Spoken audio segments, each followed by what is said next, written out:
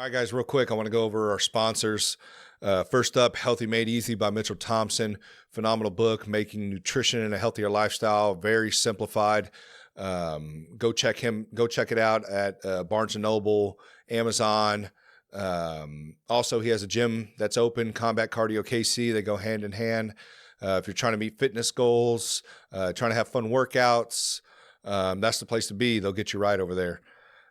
Next up, Yup Strength. Love the smelling salts. Love the pre-workout. Best tasting pre-workout I've ever had.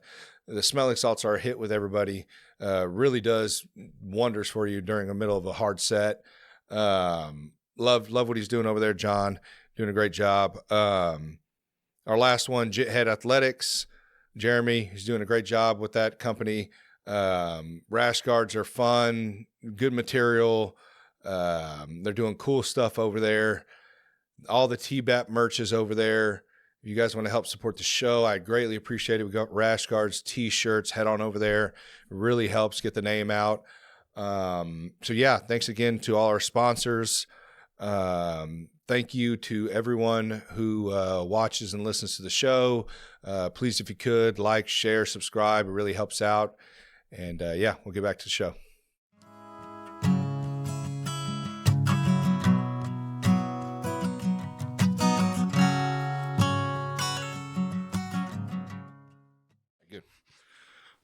We had some buzzing the other day and shit. Yeah, Michael's that dude's a hell of a character, man. Dude, man, not to mention his energy. Not to mention, bro, just a good ass fucking dude. Like, yeah, exactly. Talking about like out of nowhere, just hits me up and it's like, brother, I support you. Yeah, like I like your shit. Encouraging as fuck. Yeah, right? Can we curse here? Yeah, okay. You can do whatever you want on here. All right, good deal.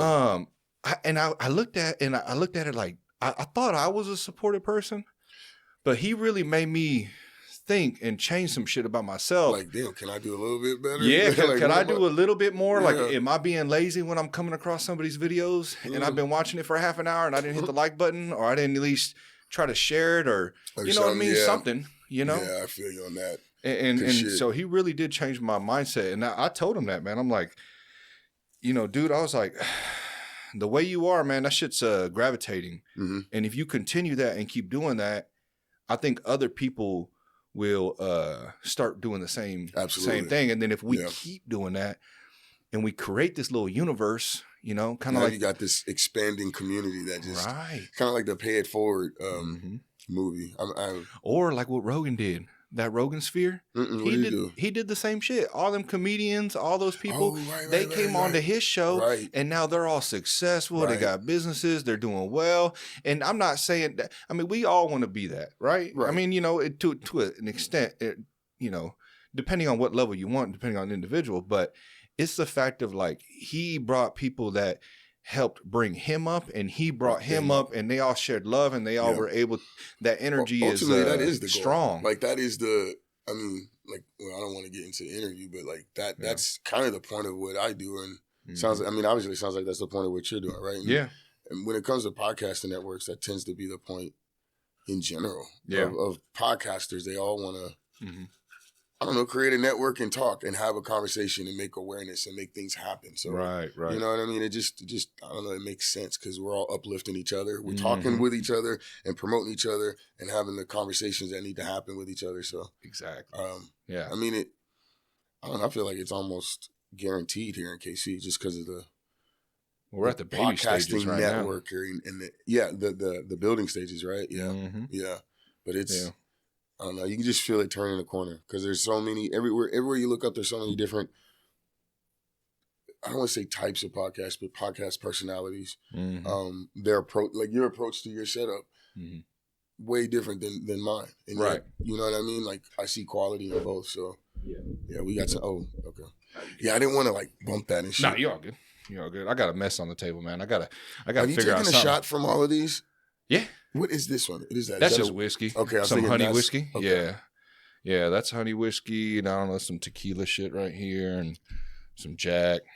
Just some stuff that people bring sometimes. I just leave it on the table. Y'all get down. Yeah. You want one? Let me know. I got some shot glasses. I think I'd have to run upstairs. No, I gotta drive back. I gotta be smart.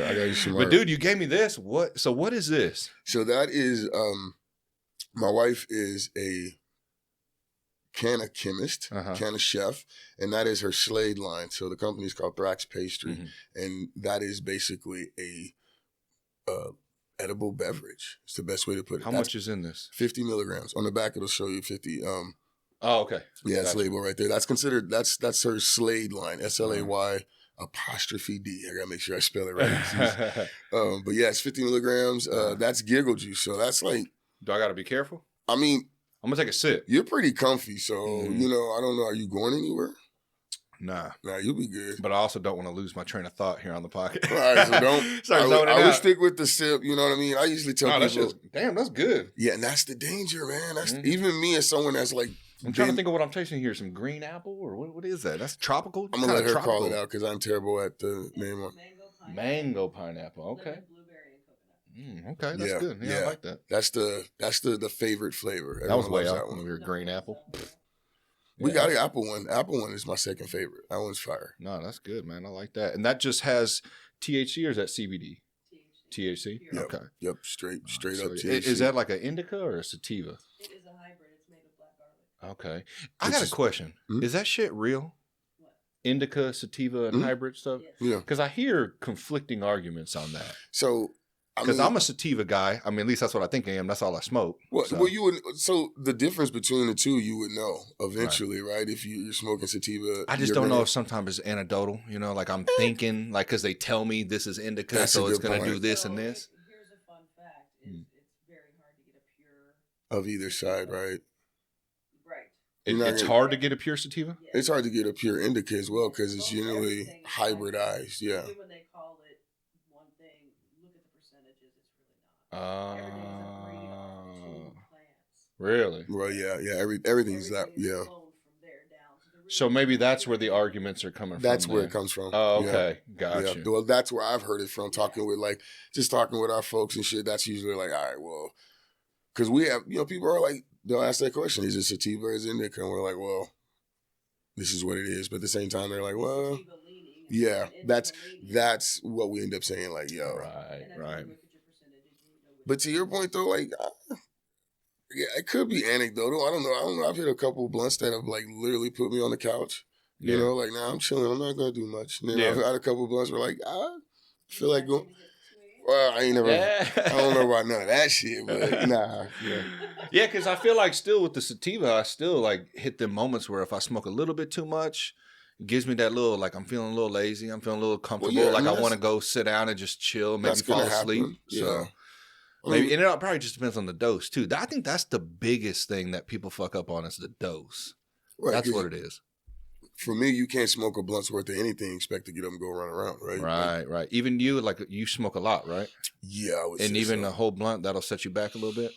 No, I don't let it. But I know if I were, like I know that I have something to go and do. I'm definitely gonna go do it. Yeah. But I'm gonna do it slower. Right. You know what I mean? But I'm such a, I guess, disciplined process person that the blunt is probably just as much part of the process of getting it done as getting it done. Sometimes. Well, and you do something for so long that it becomes like you get like, what is that? Not immune, but your tolerance goes up. Yeah. Shit, I don't know. No, I don't know because it does. Yeah, because what I've noticed is that I've been smoking a lot more over the past I want to say a couple of years. Okay. And I remember because I've been through my whole life up and down, high school, smoking stupid where, we're passing just blunts after blunts after blunts. That shit turned me off because I did it for a while. And then when I got older, I'm like, man, I got to slow down. Yeah. I'm like, this shit just, nah. And I didn't like it. And I've always been kind of a upper guy. So I started getting into fucking coke and all that shit, partying and all that shit. That's a whole different ball game. And I don't recommend that. So then, now, I mean, we're kind of tangenting, but like, like, do you find that the cannabis side a little bit slower then or duller? Like, I mean, or are you more sensitive to the buzz on that side because of being on the faster side? Does that make sense? I like the faster side. Right. But I don't feel like I need it. I've never had that really addictive personality. Okay, that's good. Cigarettes, that was a hard one. Ooh. Yeah. You used to smoke. Yeah, you quit for cigarettes. a long time. Yeah. Man, how many times did it take you? I can't even count. Even nowadays, I'll still drag one, every, once in a blue moon, I'll grab one, you know what I mean? And, it's good with a beer. I mean, to me. Okay. You know? Okay. It's almost like peanut butter and jelly.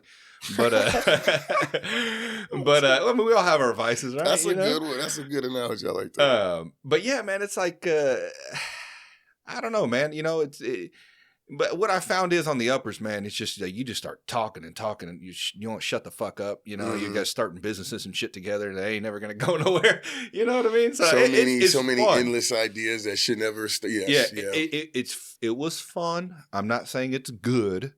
It was fun, but what I started to notice is that people start getting addicted to that shit, and then that's when the shit starts going downhill. You know, then that's when ice and shit comes into play, and they need more and more and more. You know, that harder hitting shit. The tolerance there is crazy. Yeah, bro. It's just that's when it gets dangerous. Yeah. So when I started seeing a lot of my friends, you know, like starting getting hooked on that shit and just their lives ruined, or you know. It's just, I was like, dude, I got to get away from this shit. Plus, that fentanyl shit scares the shit out of me. And that's everywhere now. Yeah. Everywhere now. I don't know. I've always kind of wondered if they've got that snuck into some of the bud when we have the. You think so? The scare.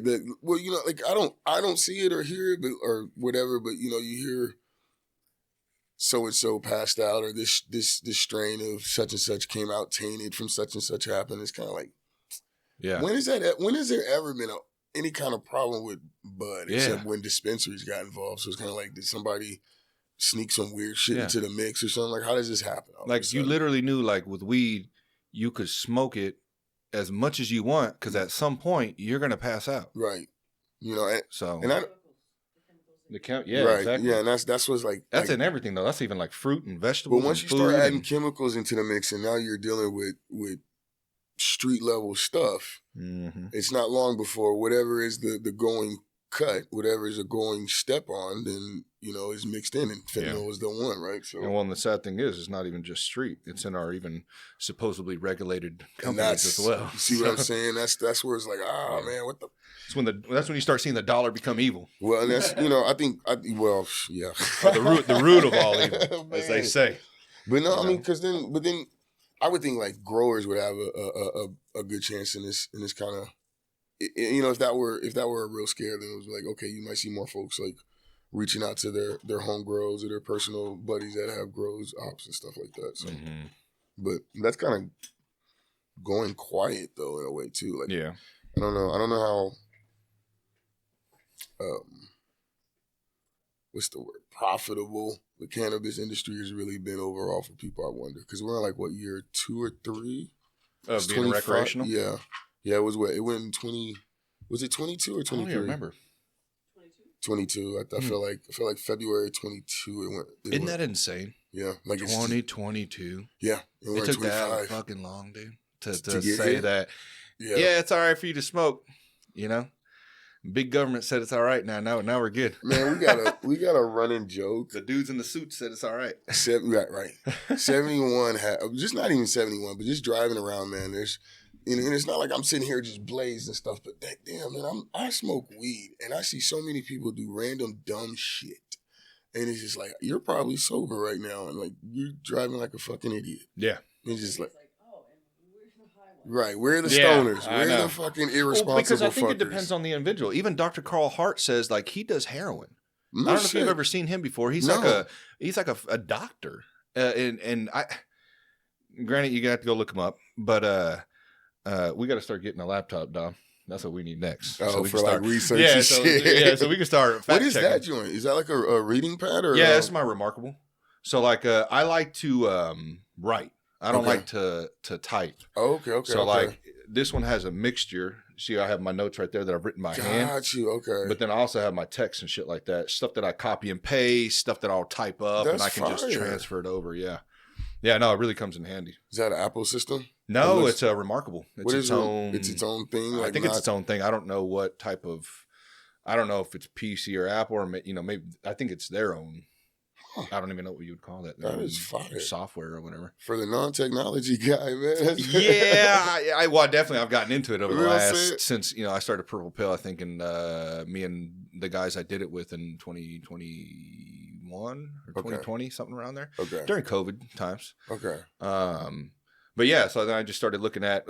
I really bought this because I was a project manager for a while, and it just really helped me out. Worked in the function. I had a notebook Yep. that I just never wanted to go back to and look through all the pages. So on this, I have folders and everything categorized. So if I need to know, like if I need to know who's on next, you have a whole schedule and like schematic. you're right there. And you Sprinkle can Some go back Salt to podcast, Robert, some guys that are coming up, Mitch, like.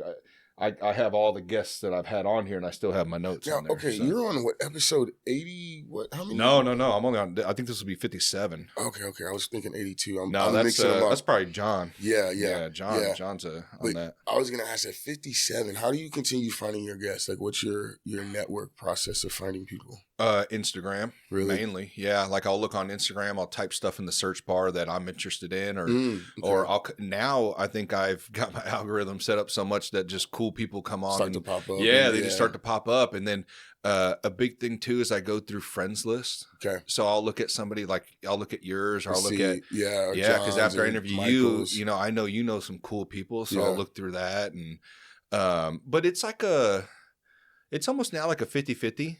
I'll ask people, and people reach out to you. Yeah, good. at the beginning though, it wasn't like that. Right. Yeah, you know how that is. Yeah. So you gotta start reaching out. I had to get out of my head on that because I'm over here thinking I don't want to bother people, and I'm like, well, I got 3 episodes out. Like those, dang, nah, bro. You nobody's got to. even noticed yet. The squeaky wheel gets greased first. You got to go out there and you gotta. You gotta be vulnerable. That's the biggest thing for me. Is just like let me ask you. Let me reach out. Let me see what's going on. Yeah, and I haven't had really any. I mean, I've had some, some handful of no's, and you just, you take it, and I'm always like, hey, no problem. You know what I mean? If you ever change your mind, I'm here. Holler at me, and I wish you well on, whatever it is that you're doing. Insert blank, and it's no hard feelings at all. I totally get it, especially with my podcast, with it being controversial. I don't want to mess up. Controversial. How? Yeah. Just the topics I discuss. I mean, a wide array of, from conspiracies to politics to whatever, you name it, man. I mean, but then I'll also have somebody on and we won't talk about that at all. Right. You know what I mean? I'll have on Brenda, and she'll talk about, she does food ratings, goes to restaurants, and I didn't discuss any of that with her. It doesn't even come up. Yeah. It doesn't come up. And I usually don't. I usually let the guest, this is their episode, where the conversation tends to go. If I may say maybe a couple comments first, if I don't see them discussing it, I don't push the button. Right. And really I try not even to do that. Sometimes I will, like I've had scenarios where people will make some comments and I'm not going to try to be fake. If I don't believe what they're saying, I will say politely my thoughts on it, and then if we want to keep going back and forth, we can go back and forth. And what I've noticed is if you speak to someone with respect, which we all should know, but we forget that. Yeah. And don't get me wrong, I'm not a saint, not at all. But I've learned over time to try to change. Right. You can have a good outcome out of that. Either they go, never thought of it that way. Right. Or even me. And then, or it's just, hey, we agree to disagree. Right. Ain't no problems with that. As long as you're not like a fun exchange. Yeah. And then who knows? There may be an individual that's on the fence of that topic, and that pushes them over to, I agree with he or she is saying. Right. I align with them. I like that.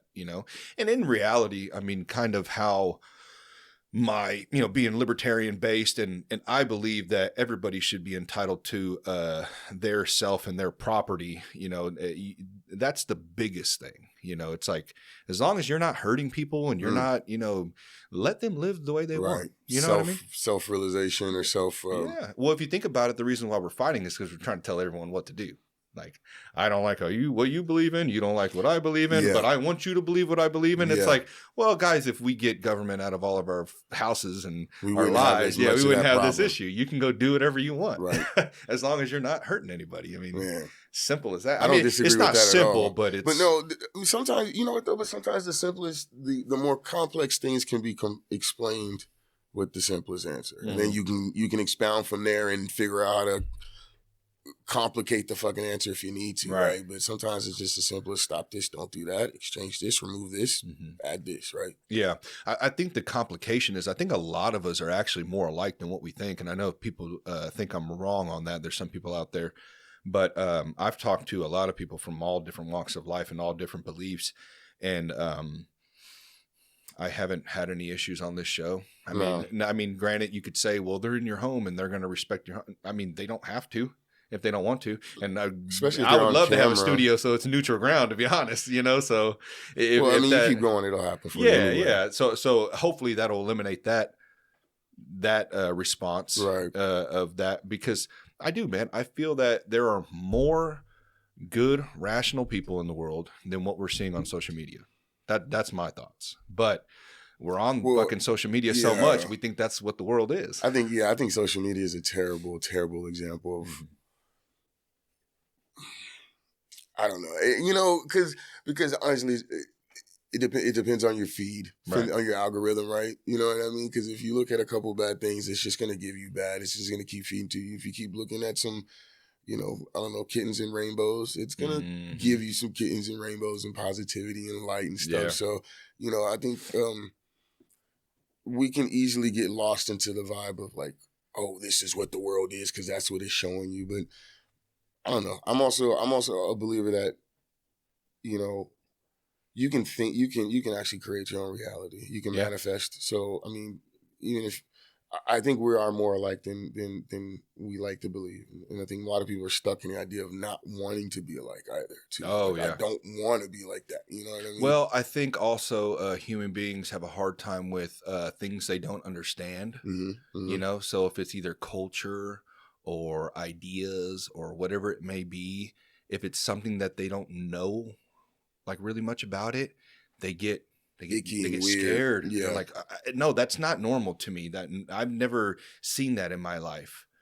Well, that's okay. Just because you haven't seen it doesn't doesn't make it wrong. Yeah. You know what I mean? Like, it's okay. Like, and I'm not telling someone they must embrace it. No. But don't look at it as if it's something wrong. There's a difference between embracing and disdaining too, right? Right. You know what I mean? Yeah. And so like, to you, it's kind of like I mean, and my wife and I had this argument all the time of like judging. Like I'm like, yo, don't judge me. I'm big on like no judgment, right? And she's like, you're always judging anyway. We live in a world of judgment. So that is true. You know, so it's always that kind of that dichotomy of like, nah, I'm not trying to judge nobody about their situation, but it's kind of like, yo, like just because we don't like the same things, or maybe it's not even a matter of like, because hell, we both like monster trucks. You know what I mean? Just throwing it out there, right? But the reason why we like it or how we got there may be different. It doesn't. But why does that matter? Right. As long as we both want to go to the damn show and watch popcorn and watch shit get tore up. We don't have to align on everything. Right. Boom. You know what I'm saying? If we were on the show, I would be like, you know what I mean? Guarantee, bro, like me and you have some difference in opinions on things. We have some difference on things that we like, but that's okay. That don't. I mean, we're human beings. We like our own, you know, our own stuff. Like, you want us all to be cookie cutter, right? And just what's the fun in that? I hate driving through a damn neighborhood that has cookie cutter houses. That shit drives me nuts. Track homes. That's what I call them. Track homes. I have no care for those at all. I mean, that's just. I like everything to be different. I like to do different things. I like to be amongst different stuff. I like a mix. Have you always been like that? Yeah.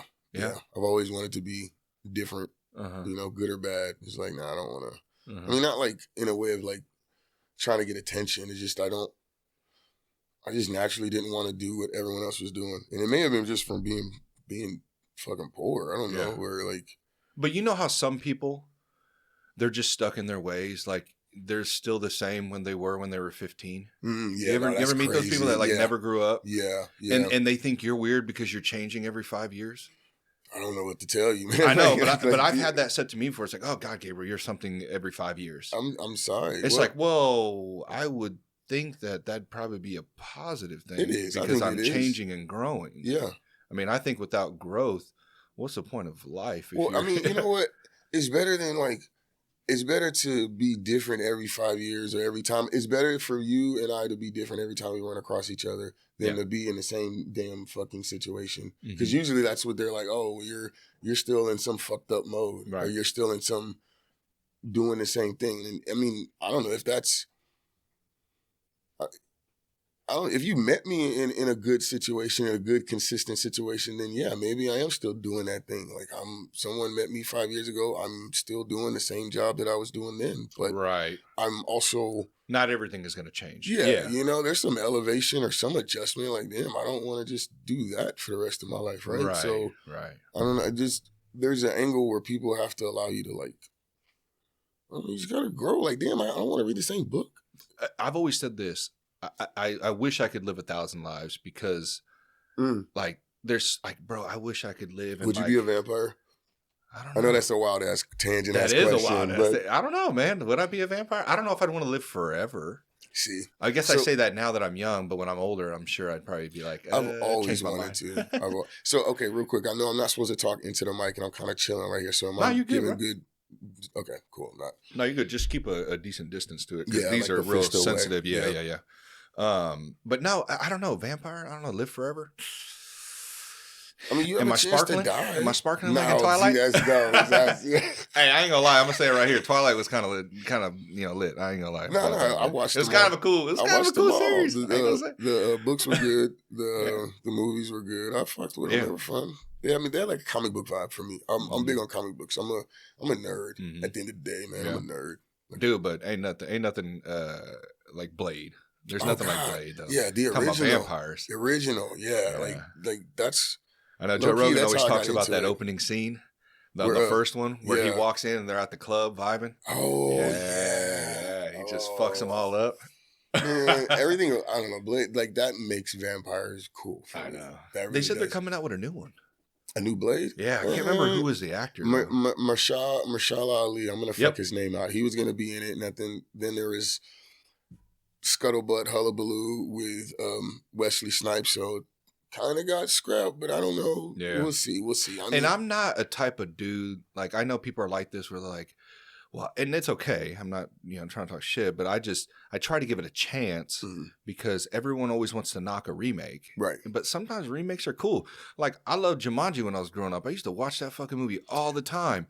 And that new one wasn't that bad. I thought it was good. New one. Yeah. It took me a minute to see the first one, so. Yeah, I thought it was funny. I think Kevin Hart, The Rock, they're all funny. Oh, yeah, they did. Yeah. I think we did watch that. That wasn't bad. It came out a minute ago. I think they even have a second one, too. I do get tired of remakes. You know what I mean? Like, but every now and then there's a good one that sometimes they do fuck it up. Yeah. They do. I think maybe it's because we see so many of them. You know what it is? I don't even think it's a remake thing. I think what it is and I don't know how old you are. I'm 46. 33. 33. Okay. So I was going to put you like late 20s, like 28, 29. Man. So not too far off, right? But like, I mean, we're kind of at that point where we're hitting that cycle where things are, the nostalgia is coming faster and faster. And maybe it is for me because of my age. So I've seen the cycle at least once or twice. You know what I mean? But some of the things that we're seeing is like, okay, are we getting so many damn remakes so quickly? Agreed. You know what I mean? We see it in music. Mm-hmm. You know what I mean? Like, because I don't know about you, but the point of a remake for me would be to, titillate the nostalgia bone for us older folk, and then reintroduce this new thing to the folks that have never seen it before. Right. Or may have had like a glimpse of it, like, because grandmama was talking about it, some shit, right? You know what I mean? But like, or my mom, she's always like, when we were growing up, she's like, you do know that's not the original song. You see what I'm saying? And she used to crack me up with that all the time. She'd have to play the original, but I bless her heart because she got me into 80s and 70s music and stuff like that. So my wife got me turned. I did. Fuck the 80s. I listened to a lot of 80s music. The 80s was like for I'm me. not good with names though. The 80s was all Bryan Adams for me, and it didn't matter. Like, you try to think of an artist from the 80s, Bryan Adams. That was my go-to. Bryan Adams. What songs are we talking here? See, I don't know. I'm bad too. I don't know. Artist names and songs. No. But if you turn it on, I'll be able to sing some of it. Yes, yeah. Right? Or you get like, I know the hooks. I'm good at like, do you know this song, baby? No, I don't know. You know this song? No, I don't. Just wait. And then the hook. Oh yeah, I know this song. Yeah. And it's even worse now because I don't listen to music as much over like the last decade, I would say. Really? I listen to music during certain times. Okay. Motorcycle, always. Okay. And the gym. Right. I would say you're a gym guy. So yeah. So have you always been a gym guy? Or is that... No, dude. I was fat in my 20s, bro. Shut yeah. I lost weight. Yeah.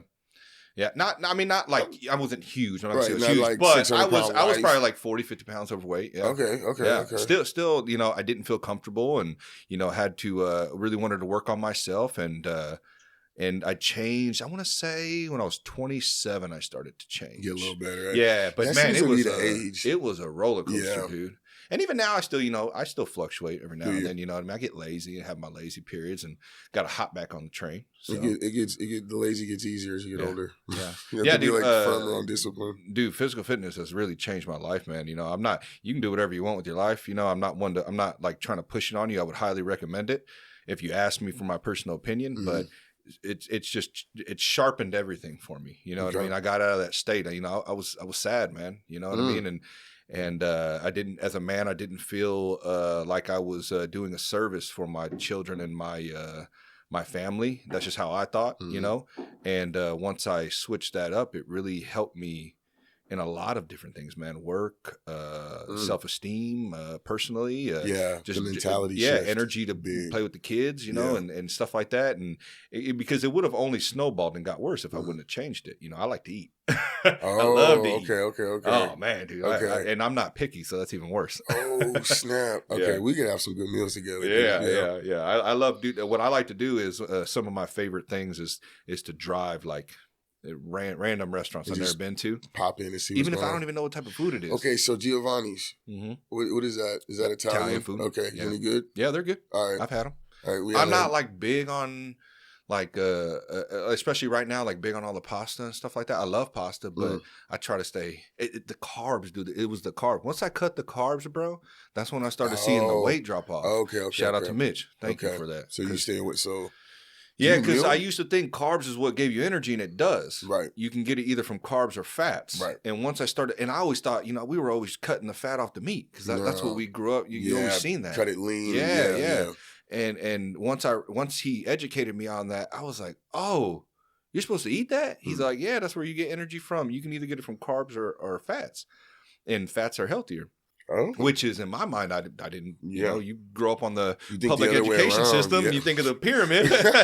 you know. So wow, that's a good one. Yeah, that's kind of what I was like. All right, well, and then I started doing it. I started going low carb. I'm not saying I don't eat carbs at all. Low carb, and then that's when I started to see not the number of my weight. Because the number I always float around 210 to 220. So it's the physically. Okay, so you start to see the fat come off and the muscle build. So the lean up and the gain. Yeah. But your weight, and see, people chase that number on that scale, and you know, in a sense, depending on where you're at in your weight loss journey, that does matter. Right. But I would say the overall is the pictures from the before and afters of 3 months, 9 months. So you can see the so progression. You can see it because you may lose that 100 pounds and then you're hovering around a certain amount of weight for a while, but then you're like, well, I'm not seeing any results, but are you seeing it physically? Right, because that's literally your plateau, and you should probably. Muscle weighs more than fat, so you're you know, if you're bulking up and building up muscle, you know, you're naturally going to probably hover around the same or increase as it's starting to.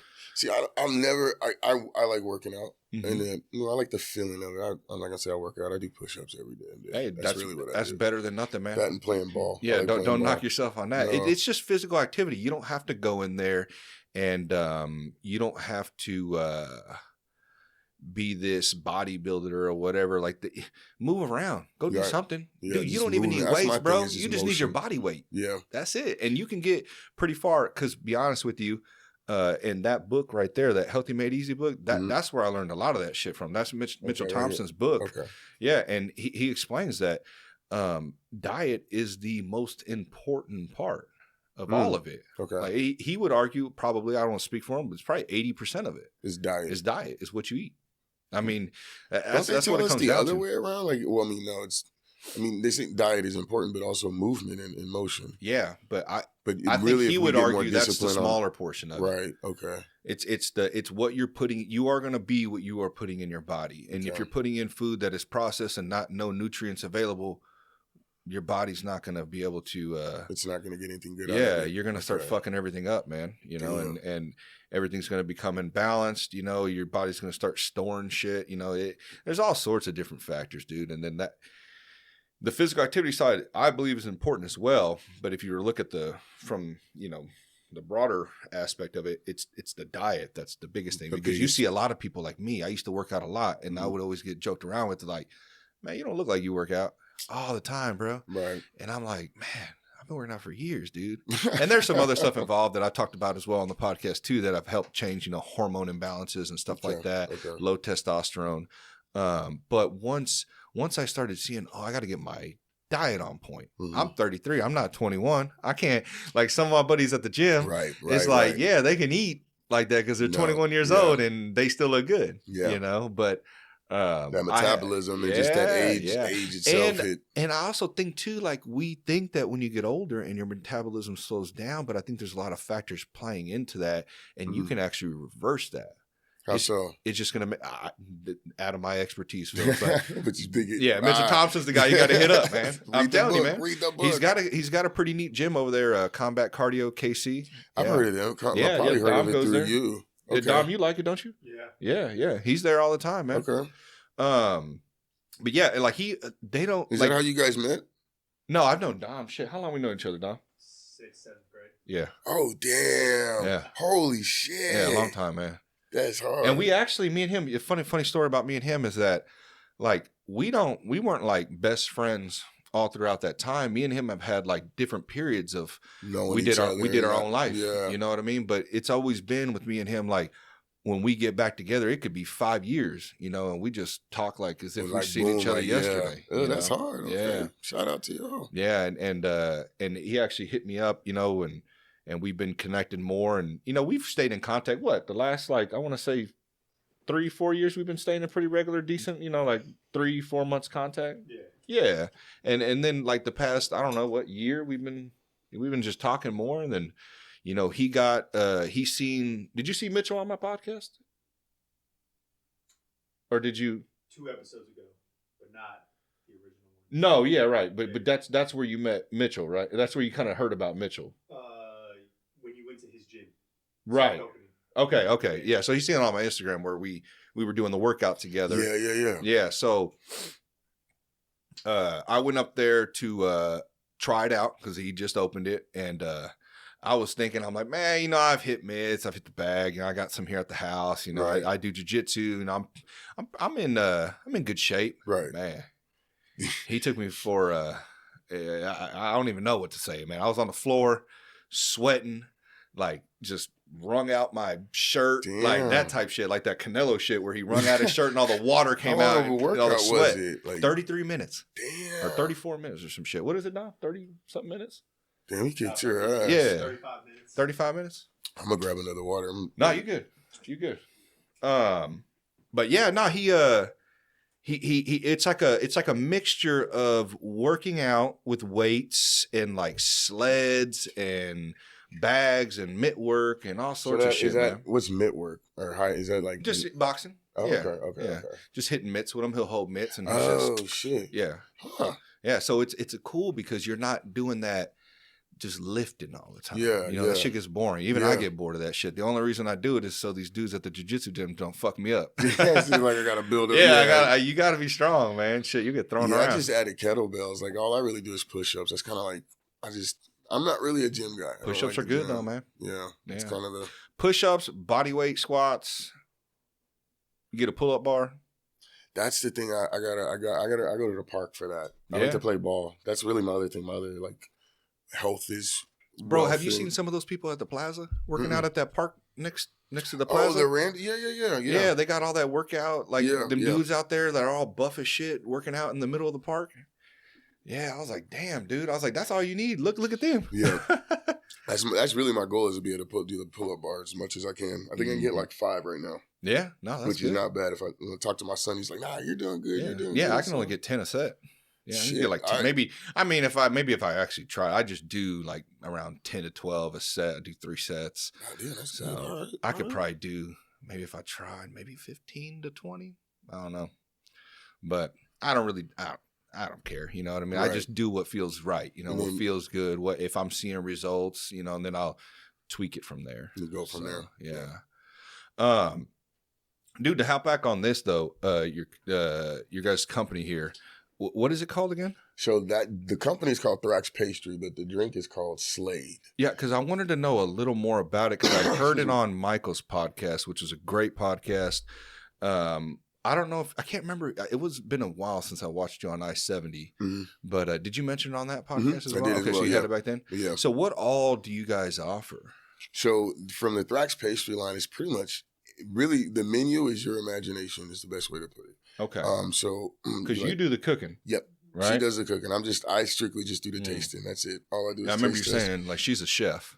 Yep. So and you're just I'm just the taste educator tester. on the cannabis side, right? If that, a lot of that is her. Oh, really? Yeah. Okay. When it comes to what goes into the drinks or to her dessert, she does like full on savory dishes, sweet dishes.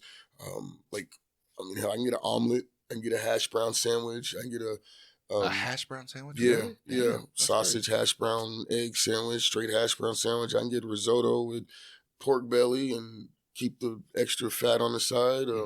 Whatever I want, she can infuse it. So Really? When it comes to that level of like what's in this and what's going on here, I usually leave that to her because I don't want to mess up the ingredients or throw anything off because she's very Food Network about her stuff, right? Like, no, this is what's in it. And you need to understand how and why because they all have everything has a dance for her. You know what I mean? And so you need to understand all the ingredients, all the elements in that sense. But as far as offerings, like anything you could think of, she can offer. Like, we're gonna be at the Mecca this Friday, and she's gonna be offering up fried rice. Oh shit!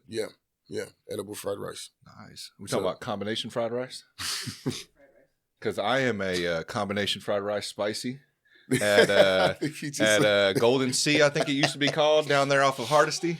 And you know what? That used to be my shit. That's like a sign of when you're settled into an area, when you have a Chinese spot. You know, and we haven't found our Chinese spot, but we have a Thai joint. We have 2 Thai joints. So we've got our... I don't think I've tried Thai food. Really? Is it spicy? Yeah. I like spicy, but I don't like too spicy. Well, they got the tray that they bring like out that has burning spicy at the end of the night. They got that. I don't want that. But they got like 2 levels down, and they got a tray that they bring you so you can adjust your spice like you want. So okay. Don't get Thai spice.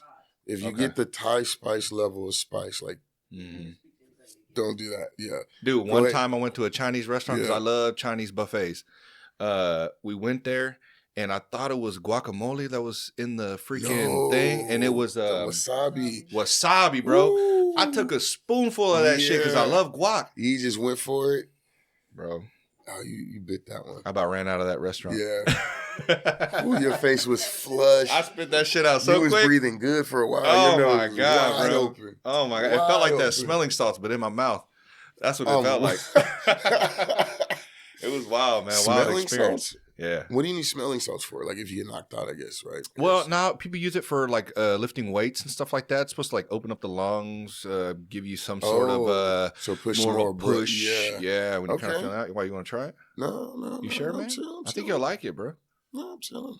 You sure? Gotta drive home. Just a little bit. Gotta drive. Home. It ain't gonna do nothing to you. It's just you're gonna feel like your nose is all like open. I want to smell what it smells like, but I don't want to. Okay, well, just open it and just gauge it. You know, like don't just dive right into it. Yeah, don't dive right into it.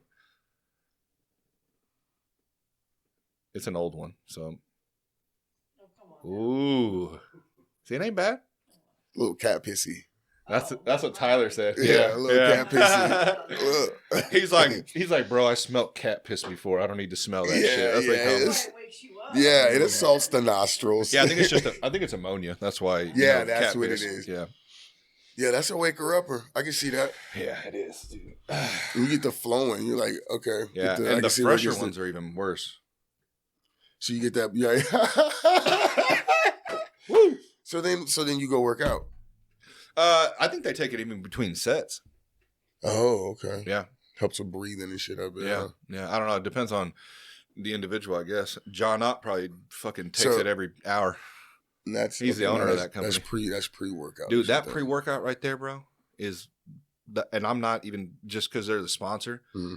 That is the best fucking pre-workout I've had. Really? I used to be, I still do bucked up right now. So I got bucked up upstairs. I've got that one. I got to re-up on that. But that, Smashberry, bro. He gave that to me when he came on the podcast. What makes it good? What makes it good? The flavor. Mm. The flavor. So it don't taste all medicine. And it's not all extreme. I'm not all tingly and hot and shit. And yeah. Like right now, I just took a bucked up pre-workout before I worked out. Right. So I'm feeling wiry right now. As you can tell, I'm talking a lot.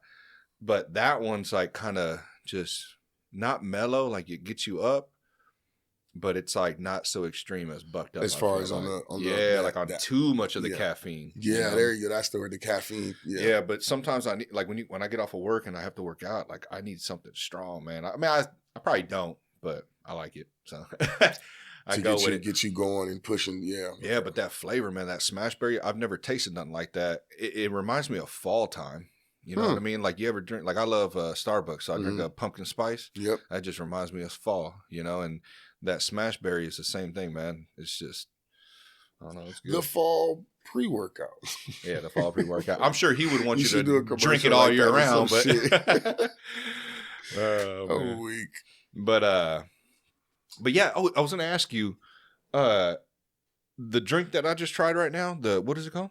That's called Giggle Juice. Giggle Juice. I like how it doesn't taste like you have weed in it. Mm-hmm. That shit drives me nuts, man. That is my number one. You know, we get that bitter ass taste. Ooh, that's actually the challenge. No, that's why I was like, what is this? Apple, tropical? Yep. Like it just tastes like a fruity drink, which is dangerous. That's actually it's dangerous. Mm-hmm. No, I should, because you know what, I should. But once I get going, yeah. But that's actually been her constant challenge. Do you? That's cool. That's how I got her started. Was to like, hey, can you? Well, it was so much like, yo, can you take the bud and put it in the food? And then for her, it was like, okay, so how do I remove that taste? Because she's big on food. She's a Food Network type of chef. So it's like, you know, the flavor has to still taste like it's supposed to. Right. The eggs need to taste like eggs. The steak needs to taste like steak. Yeah. You know. You start using powdered shit and then you kind of lose. Yeah. You might as well be the big block chains, you know? Yeah. Yeah. No Velveeta or powdered, you know. When did you guys start this? We're like year 8 now. Oh, damn. Yeah. Yeah, if you do the math, way before the government. Yeah, I was about to say, how was that? That's what I was getting ready to ask. How was that? We got some libertarian things going on. Hey, I like that. I like that. No, we just more people are more libertarian than they think. They really are. Yeah. They really are. They just ain't. A lot of them ain't discovered us yet, unfortunately. But that's, I think, intended. So I think, you know, okay. So, and I don't mean this in a bad way, but like I think the libertarian ideology gets a bad rap because, and no offense to anybody, it gets kind of, so you get like the third party angle, obviously that comes up, and it also gets this like loose attachment to Republican and conservatism in a way. And so I think people just kind of like don't even bother looking at it or thinking about it because it just kind of gets wrapped up into that maybe. Yeah, but I would ask why that someone would think that, because I don't know why. And honestly, that's a good question. This administration, a lot of the things were taken from the Libertarian Party, the ideas. Really? You know, the abolishing the income tax, stuff like that, like abolishing the Fed. That's all libertarian ideology. Okay. So yeah, now, and I put out posts on that, and don't get me wrong, I'm not upset about it. I'm happy that it's being done, right? Or hopefully, I mean, you know, you never know, right? But it's at least being talked about. Right, I would have never have thought that one day income tax would be talked about being abolished, right? Other than in the Libertarian Party, right? So that's nice to see, but people forget, like that. Yeah, that's comes from the Libertarian Party, and that's why there was a big divide in the Libertarian Party because of that. And there's always kind of been a divide, you know. And I'm not the most educated on everything that comes with libertarian, right. Absolutely. But there's always kind of been a divide on certain topics, you know. I mean, one I can name is immigration. That's always been a divide, but there's been more things as well. I think also size of government has also been a divide. Really? I always thought that was kind of like one of the core concepts there. I don't know, because some of the things I've seen, like it's no like government at all, or little to no. Little. The government's so small that it doesn't affect us. Right. It's an overlay to an extent. Yeah, because really libertarian, it's like believes in the government protecting the people and its property. Okay. And that's, some would claim that's where it stops. Okay. nothing else after What is that. So now I'm learning, right? I would be the one that claims that. Okay, yeah. so where does for me my angle isn't so much that it gets personally. It's not like, okay, well, libertarians are Republicans and conservatives and they have these weird ideals, but it's kind of like it's overly, from my perspective, it feels like it's overly, what's the word? Adherent to business and business culture and business needs. Like whatever the business is looking to do and accomplish is okay. Is that honest? You see that from both sides or just the no? right? I'm saying that's from me what I'm seeing, and so like I guess I'm asking, is that really how I don't want to say belief? Is that how the concept of libertarianism works For the business? No, that the business entity, the businesses, that business class, the business realm, the rules of how business works, the way it operates, like that is the core function of how things should work. If it's small government, then who else is running things? Is it the individual or is it the business? But if you think about it, who's running things now, though? The business, I would say. Yeah, they lobby. Businesses, right? Yeah, crony capitalism. Right. It's probably the worst thing there is. I mean, I'm not against capitalism in as a whole, but I don't like when I see corporations funding politicians, and we see that not on just the right, we see it on the left as well. So that's not right. Absolutely. Yeah. No, there's no. Yeah. I would never argue with that at all. Yeah. I'm more for free market. So there is no government intervention. I think that's when things start getting sticky, is when government starts intervening. That's my thing. Give choice to the people. So how does stop creating monopolies? Walmarts and fucking Targets. Or allowing monopolies. Even though I like Target. But McDonald's, and all these big, where they, if you try to bring up a mom and pop shop, they're going to fucking buy you out or they're going to push you out. Right. Because there is no mom and pop anymore. It's just straight big box retail right now. I mean, there is, but are they convenient? Are they as popular? Are they as big and in your face? Like you can't really compete. They can't be though, right? Like they don't have the funding or the access to be in our face and have the options that we need. Who stops that? The government. Yeah. I mean, does the government stop? See, that's where. Yeah, with too many regulations, stealing money out of your pocket, which is called taxes, and all sorts of shit. Or is it through the? She's over here like, yeah, she agrees with him. But is it the? How do I put this? Is it the government regulations or is it the increased funding or the how do I put it? The cost of doing business because of the big business and the corporate lobbies and the things that come into it where basically they're buying those regulations that are coming in that are basically built and framed to help that corporation in its situation, right? Big companies right now are saying, scratch my back. Right. And when you come out of this position, there's a spot waiting for you with the $400,000 salary. Right. We see it in the FDA. We see it in all sorts of different. So I think that's groups. Where I struggle is, okay, so, what helps me there is that, like, okay, so I understand more about libertarianism and how its approaches to business or businesses, right? The corporate angle of things. Yeah. Right? I mean, I guess, and I'm, like I said, I hope at some point in my life, I become as educated as, let's say, the people I look up to, like Dave Smith or Ron Paul or Milton Friedman and those type of characters or those type of people. But at this point, I am still learning. So there's going to be things I will tell you that I'm not sure. But what I know is that, and what I've listened to, is letting free market happen. And letting the people decide.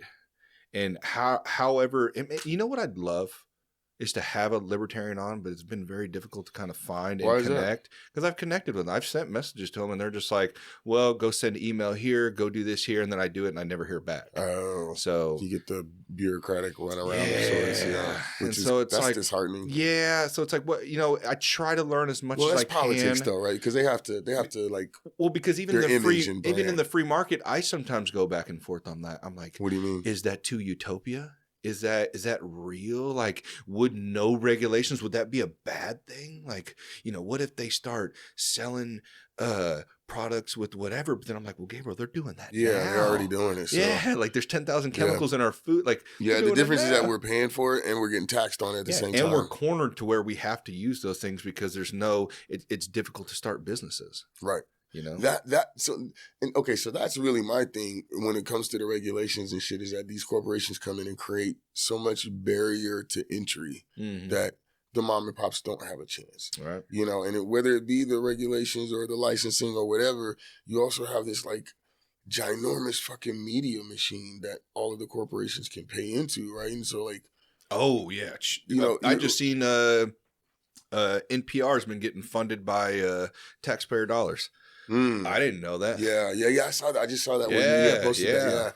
Yeah, like the average pay is like $500,000 or something like that. Okay, you did see it. Yeah, the whole setup there is crazy, and they're literally going, hey, give me your tax dollars, and then if you don't, we're gonna end up sending the IRS on you.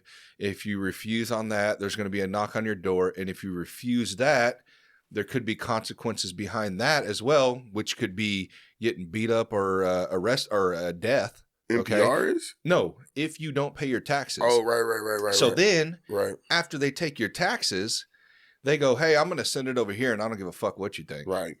You know, that's so wrong, bro. We have that conversation there's probably people that want to give taxes to them. No, but we should know where it's going. Have to? Yeah, we should know where it's going and have a choice and have like, hey, it spreads so much. You'd get a fucking like a book this big, probably you'd have to read. Well, yeah, and there should be somebody's function to help disseminate that information. Yeah, it's just like when they pass bills, they stick 300 in there, and then they hope they like a couple of them. That way, the other ones get. And passed. I think that is the part of government that I have a problem with. Like all that shit. That shit's got to be pared the fuck down. It's so unnecessary. It's so unnecessary. Hopefully, man, this is what I try to tell people right now in the state that we're at right now. Because, how do I put this? We are at where we're at now is because everybody wants a nation with laws. They want to be protected. They're scared. You know, they want other people to do it instead of themselves. So there's things that come out of that you may not like. Mm-hmm. As in there may be laws passed that you don't agree with, okay?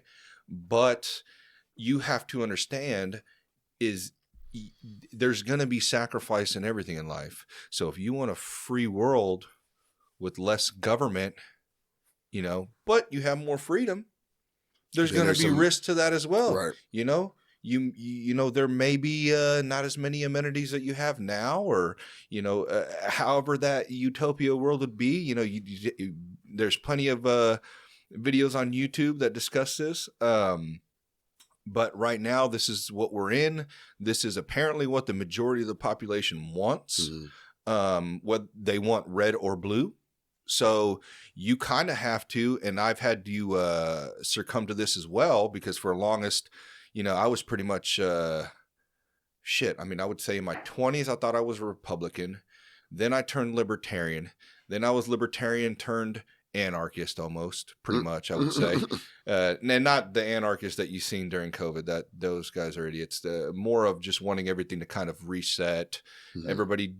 That's probably where I'm at. Everything reset. You basically, it's up to you. There is no, you know what I mean, like protection and all that. Like you're going to run your own life, you know, which I think Michael Malice would be the best one. Michael Malice. He's a big anarchist. He'd be the best one to define that more than I would. Or the guys I used to do Purple Pill with, they were really good at explaining stuff. I'm not the greatest. I admit that.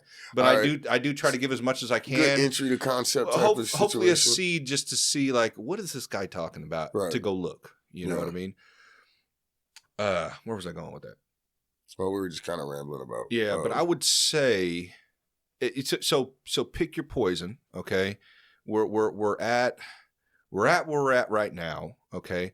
A lot of the times because the pendulum swings, okay? Right, it swings so far to the one side, and then everyone gets upset, and it swings all the way to the other side. And everyone gets upset. Yeah, and it's been going on like that probably, I'd say, since King and Queen times. That is actually one of my theories that I have is that, I mean, you mentioned before, like you're not necessarily against capitalism. No, you're not for crony capitalism. Uh-huh. I mean, if I'm being honest, and I probably don't even say this much outside the house, but I'm not really for capitalism. Yeah, I know the dreaded C word is not the word to use, but and I don't think that's where I fall. Definitely in an anarchist. I just don't think that this system, as it's set up, is really meant for us. Yeah, and I think, but I don't think capitalism is part of the system, though. I do, because I mean, as a businessman, though, I mean, capitalism falls in your favor. It does. It does. It does. It does. It can, and it falls in my favor, but it also has a lot of pitfalls. Oh, it's not perfect and unnecessary. Like, God, I gotta do this. I would say I'm going to use the word I heard a realtor use on PBS Kansas City. They had a documentary out, which I've actually been enjoying watching some of their episodes. They're just kind of getting into podcasting now. He said he called it compassionate capitalism, where he's not trying to make that 30% profit. Yeah, that's definitely where fuck I would over fall. all the workers and pay them little to barely livable wages. Well, I just need everyone to fucking eat, man. Everyone's got to eat. Yeah. Well, that is the bad side, I would say, to capitalism. And I'd be more than willing to have somebody on to explain how that's not. And maybe I'd be educated on it. Yeah, I would love to. I would love that episode. Yeah.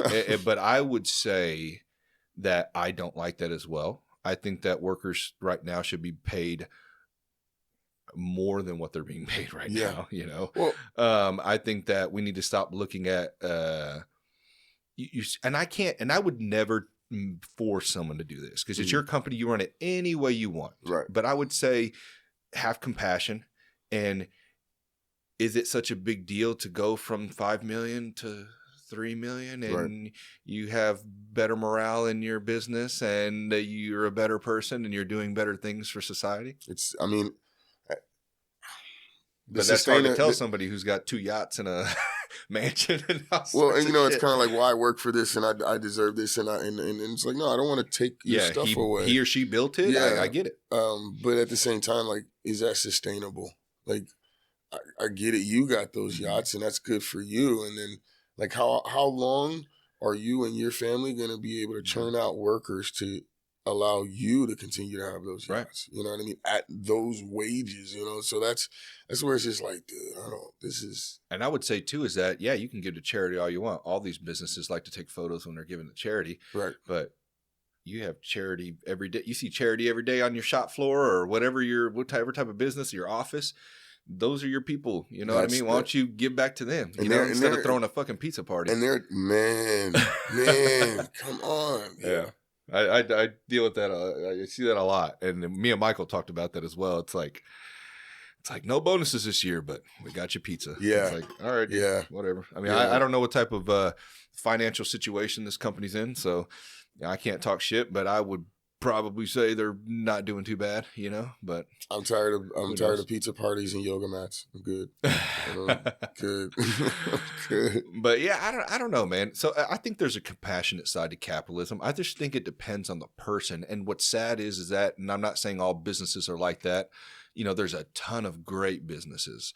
But I would say sometimes you've got to have that personality, that kind of just that. I don't know who to use as an example of that. I mean, I've heard Elon Musk is like this. I don't know if that's true, but there's that kind of that cutthroat nature to where it's about numbers and that's all it's about. Business is business. And I think that's we all love that quote, but what do you? So then we don't matter. You know what I mean? Right, businesses that don't take it personal, don't have feelings. It's like, that's that real. Gordon Geckos and shit from Wall Street from the 80s and American Psycho, which is who's that guy? Christian Bale. It's all the same character of this like pseudo psychotic over alpha achiever. And like look, I'm not knocking anybody who is aggressive and getting towards what they want, right? Yeah. But at some point though, God, like, dude, you could be aggressive and be compassionate. Yeah, like, dude, you got it. You got it. You're at the top of whatever hill you envisioned. You've got it. So, it's like everybody wants to be the Wolf of Wall Street type shit. But that's what they want. They want that. They want that. They want to feel that. I think when you get that taste of power, we see it in government. We see it in businesses. And that's okay. So that's one thing that throws me off when it comes to like the Wolf of Wall Street in general, in a lot of ways, because that whole mindset and culture, what they're doing, how they're hanging out, is presented as like, yo, this is the life, right? But then they forget that, okay. Keep going, I'm going. Yeah, for all the partying and shit that motherfuckers are doing, they're still like working 10, 12, 14 hours. They're still studying up. Like these guys were flipping penny stocks and like hustling, right? Oh, I know. So there was some intricate work going on in between the partying that people forget about. So it's like, and that translates into everything, whether it be music or business or entrepreneurship or anything. Like the lifestyle that you try to portray or you try to put out there, like you gotta fucking do some work with it too, you know? And I'm not against like them partying and stuff like that. I like to party as well. But my thing is more, let's not lose ourselves at the end. Let's not lose the relationships with one another. Let's not, just let it go to our heads. Let's remember, let's live in a society where we're taking care of one another. You know what I mean? As long as it's the feeling is given back. And that's where I agree. I'm sure that's a gray area. You know what I mean? Well, no, I think it's a great. I think it's the area. Yeah. But because like you can say all you want, like everybody get along, everyone be happy, everyone support each other, everyone. But there's difference in there. Like so and so said this, so and so's doing this. That's just like conversational drama, right? Like if everyone did that, it's fine. But unfortunately. Well, I think the reason is the conversations aren't happening. That's why it's happening. So it's conversation. Well, thank God for podcasting. But it's so-and-so said this, so-and-so said that, and then you don't really confront them and have a long-form conversation. Well, because accountability is a whole to get that thing. out. Yeah. And then you just assume, which assumptions always get us into trouble. Right. And then, relationships fall apart, people start hating each other, and that's when all the drama starts. So. Well, I feel like when we get back to politics, or not politics, but capitalism, like one of the areas that I think my problem with it is that so much of how we approach life and the processes of life and how people take care of each other or don't take care of each other, or just how we're like, okay, how does this situation get made better? We look to the business model as the way that this is the answer. And it's not always the answer because it's so easy to end up in a position where, not pointing at you, but to your point, like the CEO is really this person that is pushing numbers and we get lost. We're just numbers, you know what I mean? So it's not really the best model from a perspective of taking care of people. Right. I think that's my functional core problem with it. Mm-hmm. Well, I think though, doing stuff like this and talking about it and getting out there, and even if 100 people see it, it's worth. Maybe one person out of that's going to start a business and may incorporate that, and then that seed spreads. You know what I mean? Yeah. So that's the only thing I can think about, and because a lot of the times you talk about it and people, I want people to understand this. I'm not saying, because this always happens, you're like, well, you just want to let lazy people do whatever they want. That's not what I'm saying. If they're lazy, then fucking fire them. Do you really think people are lazy? Like, do I think they're lazy? Yeah, yeah, sure. Like people are lazy. How like they're not going to give their effort, or they just don't want to do shit. Yeah, they're there to collect a check. They're going to do bare minimum. Yeah, I believe there's people like that. When you get people doing stuff that they actually want to do, like right now, are you being lazy? Well, that's the problem. Right. Yeah. No, I mean, I'm not. But I mean, that's the issue, is that finding what makes you feel purpose, and the thing is, that's not always what we think. That's not that blue check. You don't always have to chase that blue check mark in order to think you feel purpose. Right. But find something. But it's hard because you got to figure that out by the time you get out of high school. And then if you don't figure that out, you're kind of fucked. You're stuck in it. To me, and this is the hippie in me talking, that's where the pitfalls of capitalism come in, because I don't know what it was like 40 years ago, 50 years ago, 60 years ago, but I know right now for me and for my family, it's not so easy to have a dream. Yeah. And the real root. Because you're saying financially wise? Right. The real root of it is same boat. By the time you get out of high school, you have to really be focused and like really like, not hemmed in, but like honed in on what it is you want. Honed in, that's the word. Like you want to be honed in on what it is you want,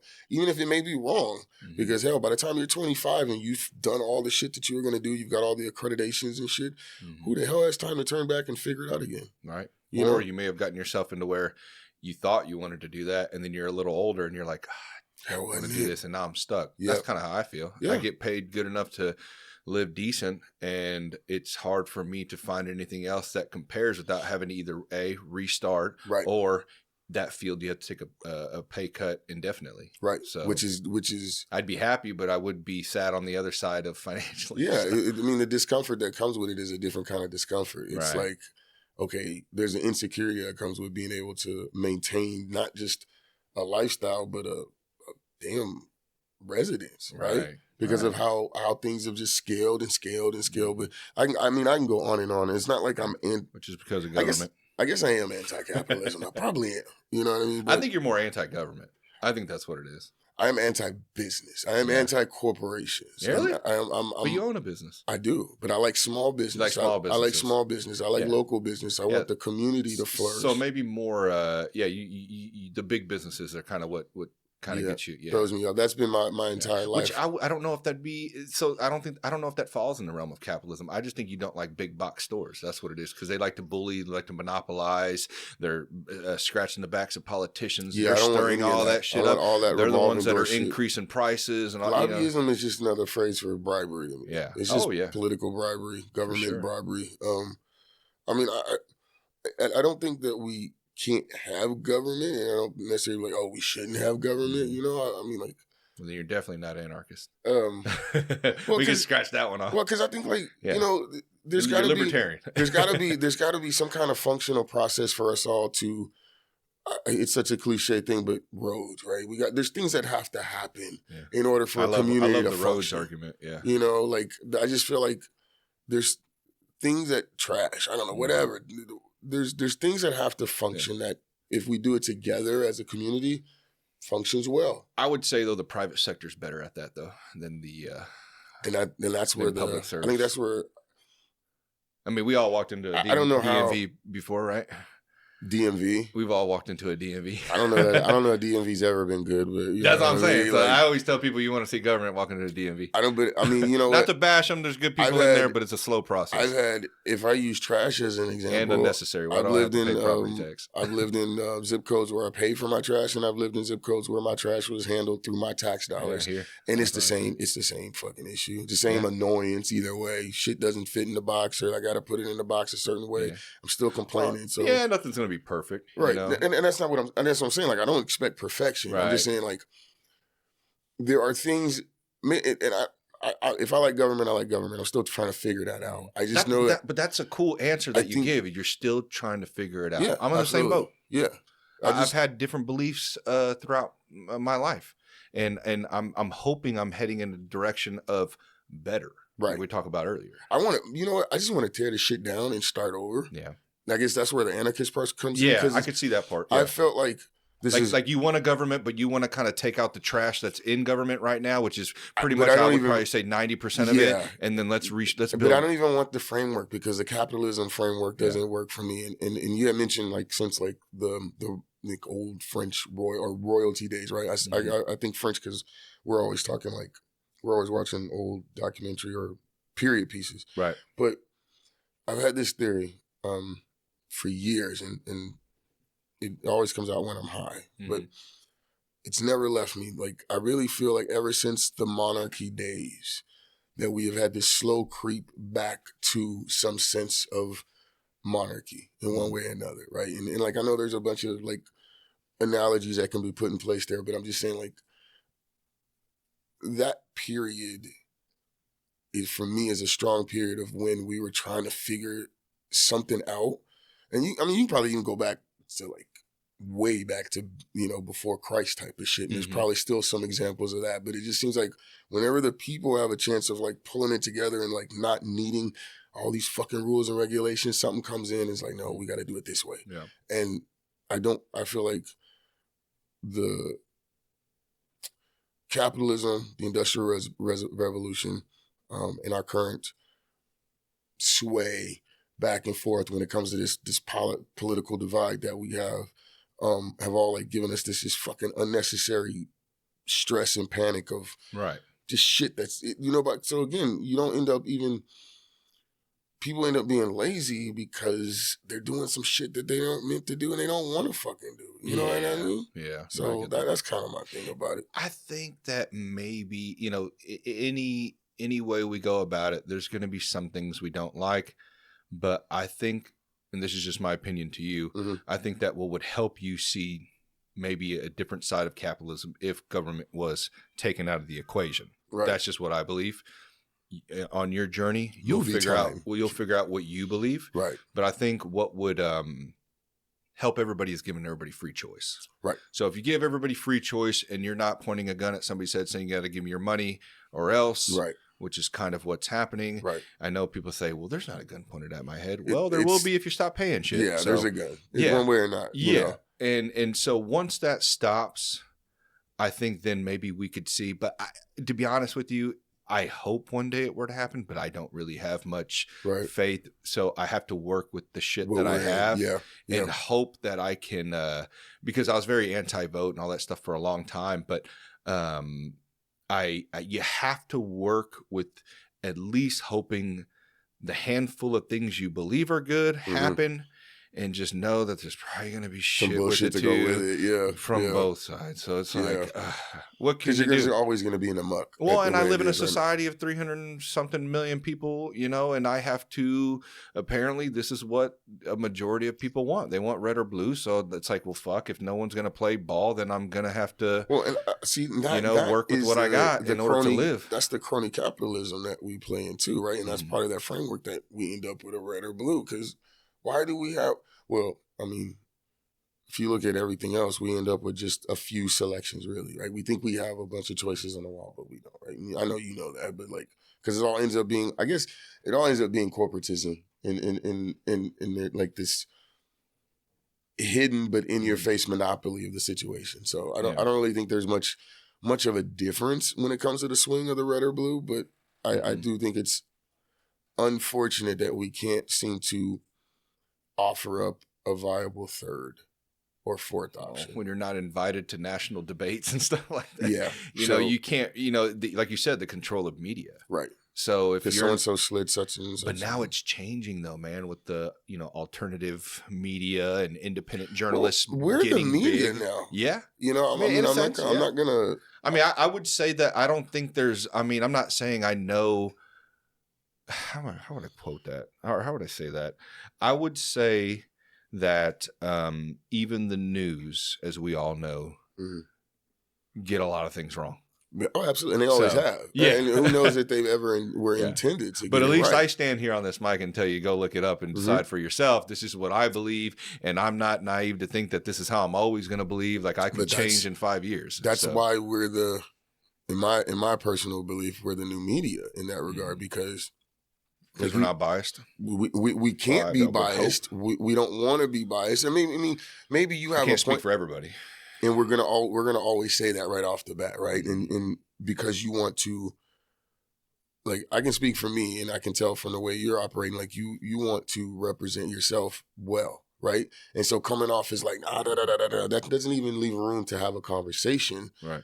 In the sense of representation, but also just like kills off any chance for you to explore other conversations and do what you're doing, right? Which is, I think, at the end of the day, is what we want when it comes to media, when it comes to communication, when it comes to conversations. And so we don't even get that from any of our media right now.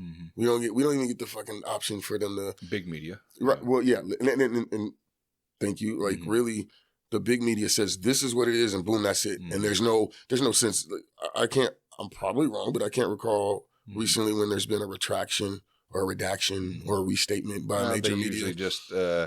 They usually just go on with business as usual, and then somebody will come out with a compilation video of all the stuff that they said, and then, but they just ignore it. Yeah, and so like you and I and others within the podcasting realm already, like you referenced Joe Rogan, right? Joe Rogan has gone out and said some wild shit, and then come back and said, "Okay, well, I was wrong," or "I've learned from this," or da-da-da, right? Or just in the moment of having a conversation, he's me, I respect an individual that does that because I don't expect a human being to be perfect. And that is what makes what we do that much more attractive because people are able to have that feeling of not only like identifying and relating, but actually learning something. Like you say, you don't have all the details of libertarianism, but you got enough for me to be able to like look into it. Yeah. Not only be interested. Not only look into it, be interested, but like have going into it with a different and better perspective of what it was. I see. Some clarity. Yeah. You know? So Yeah.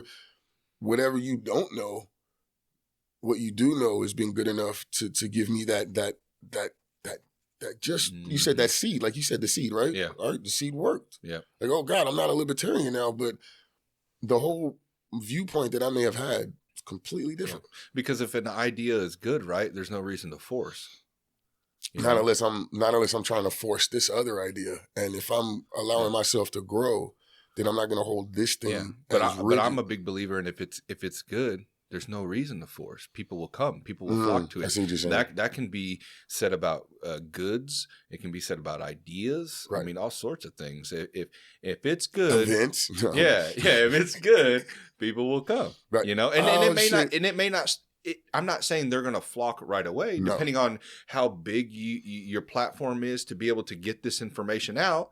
That's gonna consistency will always bring. But you at some point, what you need, the seeds will be planted and it spreads. It just takes time. That's how I've operated, and that's how I think it's probably why I like small business, because you have to work in a kind of like small, micro exchange kind of manner. You know what I mean? Like every customer matters. Every interaction matters. Could you break down for me, other than what you have here, so I can get to know you more? Yeah. What all do you do? Oh man, because I know you do a lot of different things. I do a lot. I mean, so they're all kind of like separate but equal, right? And I try to give everything its equal amount of time. But what all do I do? In a real sense, what I do is I just I talk a lot of shit, and I put myself in a lot of different situations, right? And so my wife has an edible company, and I just really do a lot of branding and marketing. Like, go look at that shit, right? What you're good at. Thank you. I appreciate that. The podcast is the main thing, I guess you would say. Like, that's my platform. Sprinkle Some Salt's my platform. I also have an apparel company. Everyone moves together, and so really what I do is just try to edutain people. Mm-hmm. I like entertaining people. I like well, that's the best way to do it, because if you educate them too much, they get bored. You know what I mean? Mm-hmm. But like we're having a wide range conversation, and I'm learning, and I'm educating, or I'm getting educated. I'm getting learned, as my granddaughter would say. But I'm also like, we're both exchanging in the experience, right? And so that's the main thing for me is. Or even look at the beautiful thing about like our different ideas on capitalism. But at the end of the day, we told each other, hey, you look into it, I look into it. And we are, wherever our journey takes us, that's what we're going to believe. And that's all that matters. But none of it stops us from, none of that stops us from engaging, interacting, or even commercing with each other, right? It doesn't mean like, oh God, his version of capitalism doesn't match with mine, so we can't do business. Like, no, okay, why? Why not? Yeah, as long as your energy doesn't change right now, then I'm going to respect you with the same energy. I mean, I'm a quarter into my Slade, so my energy is I meant more of a hype, get a little crazy, yeah. No, I mean, but I mean, that's really my thing. That's what I do is I'm big on promoting people's passions, and I'm big on people doing just like, do whatever you want to do whatever feels good. Right. And just make sure that you're not hurting nobody. Yeah. And let's figure out a way to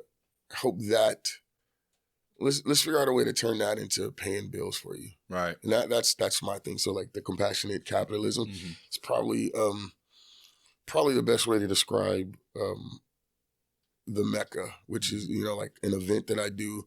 And that's under Sprinkle Some Salt. And like that thing, when it comes to the podcast, for me is about telling people's stories. Like, I'm passionate about the music side of things, but I'm also passionate about the entrepreneurship side, the hustle. I like calling it the hustle. And I think that's important because I do like small business. When I was a quasi artist or whatever, I never had intentions to be signed by a label. That was not my interest at all. What does that mean, like a quasi artist? Well, for me, when I say quasi, like I wasn't a full-fledged signed, released artist. I wasn't like going on tours or doing anything like that. It was just like, this is an interest. This is something I really wanted to put energy into. Very independent. Yeah, very, very independent. And that was always the goal. And so that's kind of my mindset, my mind frame now. So when did you start music? God, 13, 14. And do you still do it to this day? Off and on, Off you and know? on. Yeah, Do you theoretically, release stuff or more personable? it's all personable. Okay. But I mean, on the other hand, I'm still engineering. So I still touch music. You know, I spent a year and a half in school for recording art. So recently took a class to get myself freshened up on engineering. So music is definitely an important focus or factor in my life, right? So that colors a lot of what I do, and so because of that, I want to talk to people and talk to artists. That helps me have these kind of conversations without having to be like, "Hey guys, look at me and let me have this. You know what I mean?" Like, so that's what I do, is talk a lot of shit and put myself in different situations, and then whatever falls out of that is just part of the hustle, right? And so, you know, if I'm sitting here having this conversation and people see the shirt, like, oh, where do you get that sweatshirt from? That's my apparel company. Or you got this drink, that's a cool label. Where'd that come from? That's my wife's edible company. You know, I'm big on business. Obviously, sounds like I'm small on government, but I'm really I'm about the community. No, but that's how it should be, though. Yeah. Well, and I think the focus for me is about everyone being able to find a way to support, encourage, and promote each other. And there's got to be a way that you and I can still achieve what we need to achieve without feeling like we're exploiting each other. Right. So that is another thing. Right. But also, because of all the different things I do, I end up in different scenarios and talking to different people. And that's really important, because I think even on your podcast, a lot of different walks of life come through there. And I'm so happy you said that. That is one of the things that's important to me, is that people don't see it as just a hip hop podcast or a music podcast. That is an important thread for me. And so it's my frequency. You know what I'm saying? But I can talk all of the other stuff, and I want to talk all the other stuff, and I want all the other folks to be comfortable on the podcast, because, you know, to your point, you have to have those conversations. If we're not having them, then shit ain't getting said. And these other people that have more money to say bigger things and louder things are the ones that are driving the conversation and the narratives. And that's not at all what I'm about. Yeah. And they can do that all they want, as long as you have your platform with your people that are wanting to listen to you. That's all that matters, man. I get tired of people that are chasing numbers. Would we all like a million people listening to us? Yeah, that'd be great. But I'd also be happy if I had 5,000 people listening to me. I mean, I don't care. I mean, whoever are here because they want to be here. Right. That's all that. That is the most That's important. all that you should be chasing. You know, it's Well, just I think, your own people that want to watch you. I don't want folks to be chasing, but at the same time, I don't feel bad for the folks that chase, because I agree with you, but I don't feel bad for the folks that chase, and I don't want to judge them for it, because no, I don't judge them. Do whatever you want. But like, you know, it's kind of one of those things where like they almost feel like they have to, because somehow, and this is my question, people, is they feel like those numbers and all this stuff translates into dollars and finance. And my question and my thing, that's where the mecca comes from for me, is like, okay, so let's say I do something with Bump Jonas, where I let my political side and my personal stuff fly a little bit more. Let's say something happens with Sprinkle Some Salt, where we're telling the stories and stuff, right? What does that mean in the physical realm? Just because I get a bunch of eyes and a bunch of likes and clicks and reposts and shares, what does that do to actually sustain myself or my family in any kind of way? Yeah, right? that's where the finances. Yeah, you know what I mean. It has So to like be profitable. that all has to have a physical translation to it, whether it be merch, whether it be downloads that give me streaming numbers, which I don't even know that, don't touch that. So that's where the mecca comes from, is because that's a physical angle for me to touch the people, communicate with the people, and build a chance at transactions and commerce, right? And even then, I'm still not like, yo, come buy my shit. No, but ThraxX Pastry is right there. Yeah. Local people. You still have to market yourself. Yeah, absolutely. For and sure. that's what I do. A weird thing to get over, because like it's hard for me sometimes to even post as much as, well, I like to post funny stories, but like the promoting yourself can get weird because you feel like you're begging almost. That's where I hide it behind comedy. Yeah. I hide it behind comedy and reels. And, if you notice on my page, I very, very rarely do I go live or do things on my own. Mm-hmm. I'll do remixes. I do little fun stuff like that. And if I go live, usually have this disembodied voice in the background. You know what I mean? Because I'm just, it is awkward. It is awkward to be like, hey, look at me. And while you're at it, go buy this shit. Yeah. Like, no, like I don't want to be exploitive. Mm-hmm. But I don't think it's a bad thing to do that. I think we have to kind of get, and it's hard. I talked to Michael about that. Yeah. And he's very good at getting in front of a camera by himself, as well as John. He's very good at doing it as well. Yeah. I mean, he does solo podcasts, I mean, soloist. I mean, he has, Mark and them on there as well. Yeah. But it's mainly him on the camera, and he's very good at it. And I respect that. I know a lot of people probably look at it as like, oh, look at these guys. They're just fucking out there trying to get attention. But they're not. They're not. They're doing what they love, and they like it. And if you don't like it, you can switch the video. It would be getting attention if they were, it would be getting attention if they were adjusting their approach every time. 15 episodes in, oh, this isn't working. I'm not getting enough attention. Let me do this, right? But 82 episodes, 52 episodes, doesn't matter however many, they're still consistent doing it the same way. And that's where you're like, no, this isn't about You'll make minor adjustments. I mean, you'll grow as you figure out your you're process. Not selling your soul, right? Exactly. Yeah. You already get it, right? Mm-hmm. But I mean, like what you probably see in the music world. Yeah. And big labels. I think ultimately that was the thing that I always fought against. Mm-hmm. But the way I grew up and the way what I was not necessarily exposed to, but just my parents' lifestyle and parenting discipline really lent itself to being independent and not dealing with that type of stuff anyway. So it was never an interest to me at all. But it sounds like you're supportive of independent, but you also don't knock somebody's hustle who wants to get go get it on those big get it. Please do. But I would say, and my buddy Ralph explained this to me the other day when we were talking. He's like, you want to know why a lot of us are the way we are? He's like, it's because of where the fuck's my phone at? I don't even know where I put my phone. Oh, right. It's because of this. Right. Okay. Right. You see all this shit. Yep. You want to buy all this shit. Yep. And then you don't know why you're selling your soul out there to get that many dollars to get that shit. You know what I mean? Yeah. And then that's my. I don't care what you do. Right. But I would say think about it. You know what I mean? Because is the selling of your soul, and we'll just keep using that term, I mean, because that's the only way I can think of describing it. Right. Is it worth it? When you get, I mean, I guess. I would say no, but yeah, for those people at that point, if you're happy, I guess. At some point, we all had a point all see where those stories.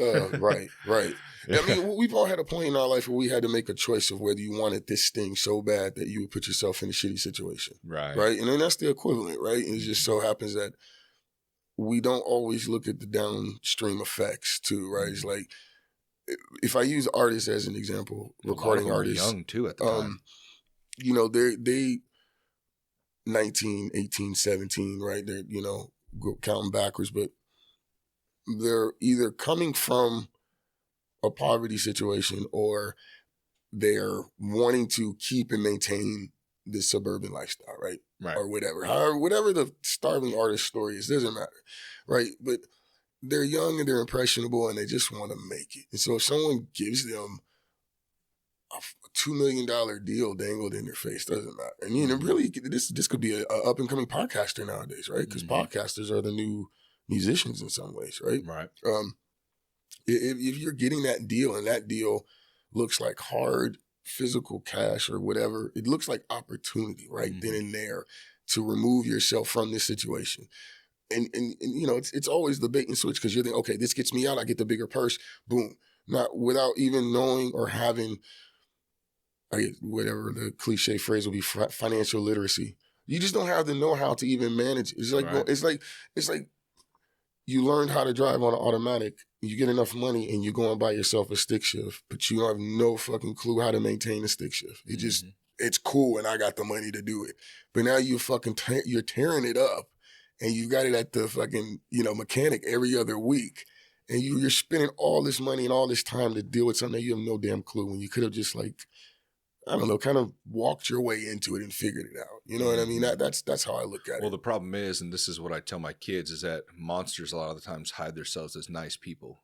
So it's very difficult sometimes when that nice person comes by and shows you that contract with that number on it at the right time and gives you all the flowers you've ever wanted and takes you out and wines and dines you, and you've seen how the other artists' lives are that they all act like when they're videotaping shit that it's all great, but behind the scenes we hear about damn, so-and-so didn't even get that much money off that contract. Died broke. Now he's fucking, his whole all his music is fucking not even his. Right. All sorts of different stories. That's very common. So it's, I feel bad for them because they don't know. And, it's kind of like that paid in full effect. It's like you see the dude with the new 5.0 and with Dayton's on it and with all the jewelry and all that shit, and you're like, damn, if you don't have that, you're like, damn, that looks cool. Yeah, everybody likes it. Sorry, my furnace is about to turn off. Oh, you're good. Like, how do I go get that? If I don't have that, how do I go get that? Yeah, exactly. How do I get that? And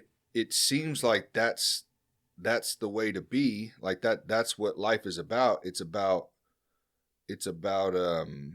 material things, but when you get older you start to realize that life isn't always about that. Not saying I'm not some sort of minimalist and saying that you don't have shit, but I would say that it's not everything. There's more to life than that. It's about, I mean, for me, it's hard to tell an 18-year-old that.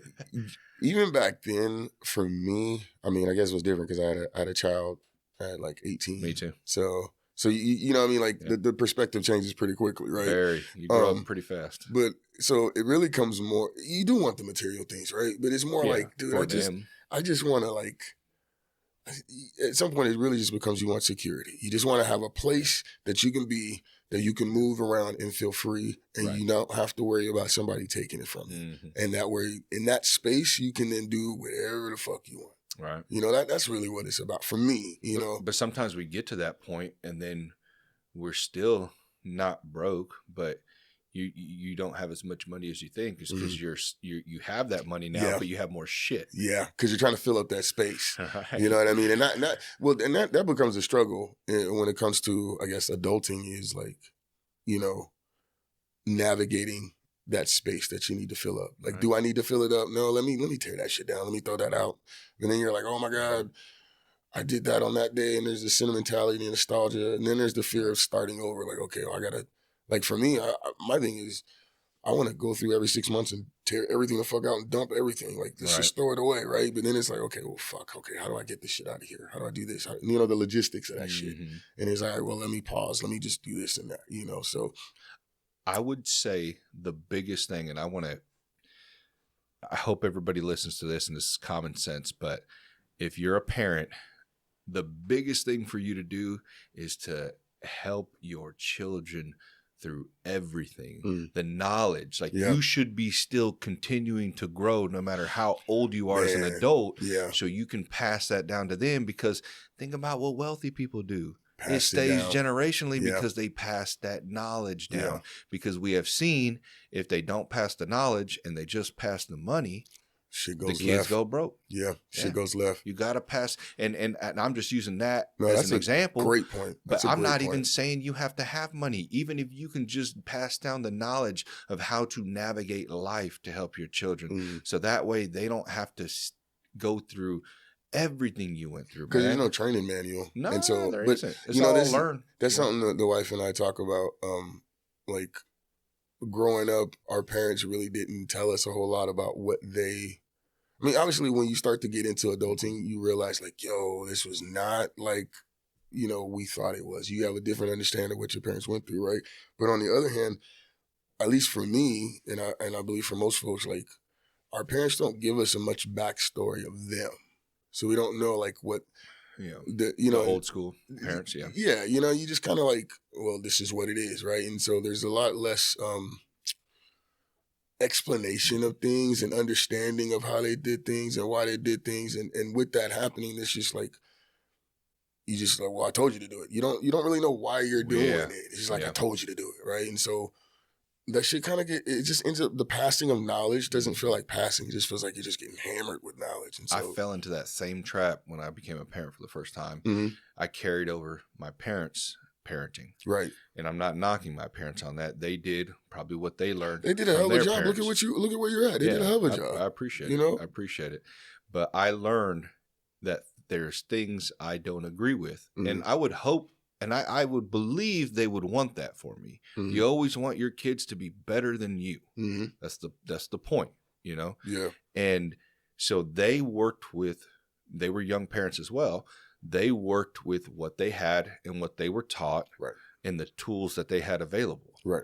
So as I became a parent, I carried over the same thing, and I had to learn that, okay, I see that this is wrong. This doesn't look right. This doesn't look right. I need to start changing these things. And it's not a drastic, you have to strip yourself down to what your parents instilled to you, the good things in that foundation. Right. But then you have to start building your house now. Right. And you have to do it in steps, right? Because I forget where I just heard this the other day, but it was like, the greatest change doesn't happen all at one time. It happens gradually. Right. And so, but, and that's one of the things that I've learned from me is that I have to my parents were not very open to admitting where they may have went wrong, right or left, or just kind of explaining like, yo, this is why I did this. You know what I'm saying? It was just like straight discipline, boom,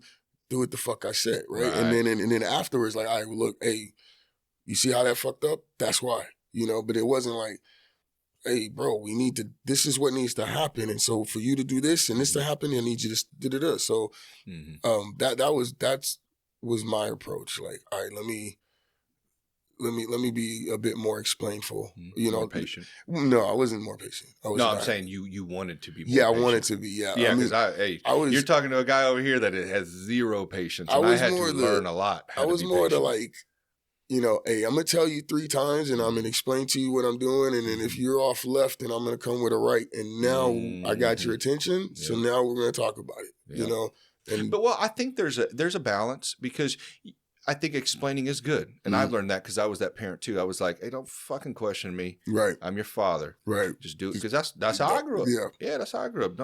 Trust me, I want the best for you. There's nobody in this world that wants the best for you except for the 2 people that are in this home. That's your mother and your father. Okay. But I learned though, and shout out to my wife. She's very patient. She explains things. She has to be. You're a podcaster. Yeah, she's not quick to react. You would think I'd be the one to explain how much I fucking talk, but I have my bad qualities as well too, and that I've been trying to weed out over the years I've been a parent.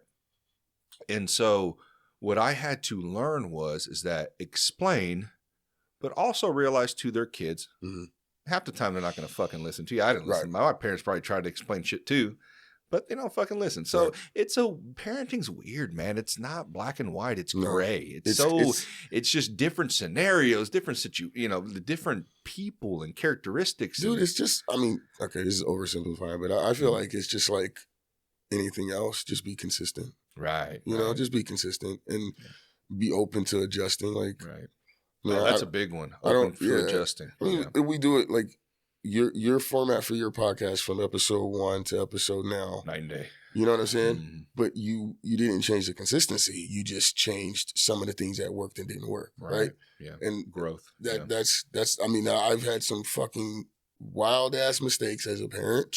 So You know, I would say probably 99% of people in the You know what I world mean? have had, but we just don't, there's also, personal private privacy and stuff like that, Right. which I get. But the problem is with that is that if you don't talk to others about what you're doing, or you're living in a household where both individuals are the same, that's when you start, like, you can't grow. Like, you have to kind of humble yourself. Yeah. And if you can't talk to people because you're a little too embarrassed, you need to start researching the shit. Yeah. That phone right there can be bad, but it's also a very useful tool. We've had that conversation. Like when Sprinkles and Salt first started, that was like we started as a panel. Like, so the way the podcast itself started was an outlet for me when I was going into a mode where I was going to be working with artists. Right. It was like, okay, I'm not going to be an artist. You're not going to do this. So you need to find another way to be creative, right? And one of the first conversations we had a panel. It was my wife, myself, my son, my daughter. That was like the original setup of the podcast. And we were talking about social media and Facebook and Instagram, and like what was it a good or bad? Did it turn out like it intended? And that was like almost like an hour-long argument of the good and the bad, right? And it's, to your point, like, the numbers are the elements that are portrayed, what's displayed, the numbers, it's making people chase for the wrong fucking thing and lose sight of the things that are the reason they got on there to start with, right? And so, again, that's why I think, like, us being the new media is important, because at least they're congregating to a place where there's conversations that are happening, so they can do something other than watch 30-second reels of mindless dribble. Yeah, that's the hard thing, is all the TikTok brain rot stuff. Yeah. I understand. I like the short videos, but I learn more in long form conversation than I do in a 30-second to a minute and a half clip. They're good teasers. Now, they're good to, like, get you. They get me to want to go and listen to the full conversation. That's what I like. Yeah. But I would make an assumption right now, and I know it's an assumption, but I would say a majority of people, if they can switch themselves to stop having that short attention span. I know it's hard. I get it. Yeah, talking to an tough. impatient person. Yeah, I'm impatient. I get it. It's something I've had to work on, just like you have to work on your body, you have to work on your mind, you have to work on all these things. It just doesn't happen like that. No. If you want to see change. But if you do, you will learn so much. And it's not like you have to consume a 3-hour podcast at one full clip. Break that shit up like a book. Yeah. You read 15 pages a day. You've listened to 30 minutes of podcasting a day. You know what I mean? And you can do it whenever. You throw a headphone in. You're working on your car. You're cleaning the house. I blame that on. So I usually call this the Lil Wayne effect, but I really blame it. I mean, in social media, internet itself. Like, everyone has this idea that whatever you created, you had to have done it as flippantly as possible and as quick as possible. Mm-hmm. And it's like, no, why? 60 years ago, even 30, 40 years ago, it was important to have, or even now, you spend more money on things that they at least tell you that they spent time on, right? So why is it important to be like, oh, well, we whipped this skit up in 15 minutes and shot and edited ourselves, and I hope you like it, ha. But, like, okay, great. So that if that's what you did, I don't want you to throw it up there like a badge of honor that you spent no time on it. I don't want a 15-minute video, right? They almost think that they're better because they can do it like that. Right. I heard your last guest talk about that. Right. I think you brought it up, or he brought it up. He brought it up. Yeah. Like, he doesn't. I agree. Like, I don't care if you made that song in 10 minutes because it sounds like you did it. Yeah. It sounds like, and I think that's a great point. Do you think there's some people that can do that? That can what? That can whip that up in 10 minutes and be a banger? So my wife and I had this conversation. There's a bunch of artists in a lot of different genres of music that say, I did this song, and this came out, and boom, I was done in 15, 20 minutes. And I believe that, I think that happens for artists in certain situations and environments where all the tools that they need are right there, to where you can go and lock yourself in a desk in a room and just let the flow out of you and these words that you put together in 15 minutes that you wrote, now you can go and these people are going to assist you for the next 15 hours Right. and construct and put this together. Mm-hmm.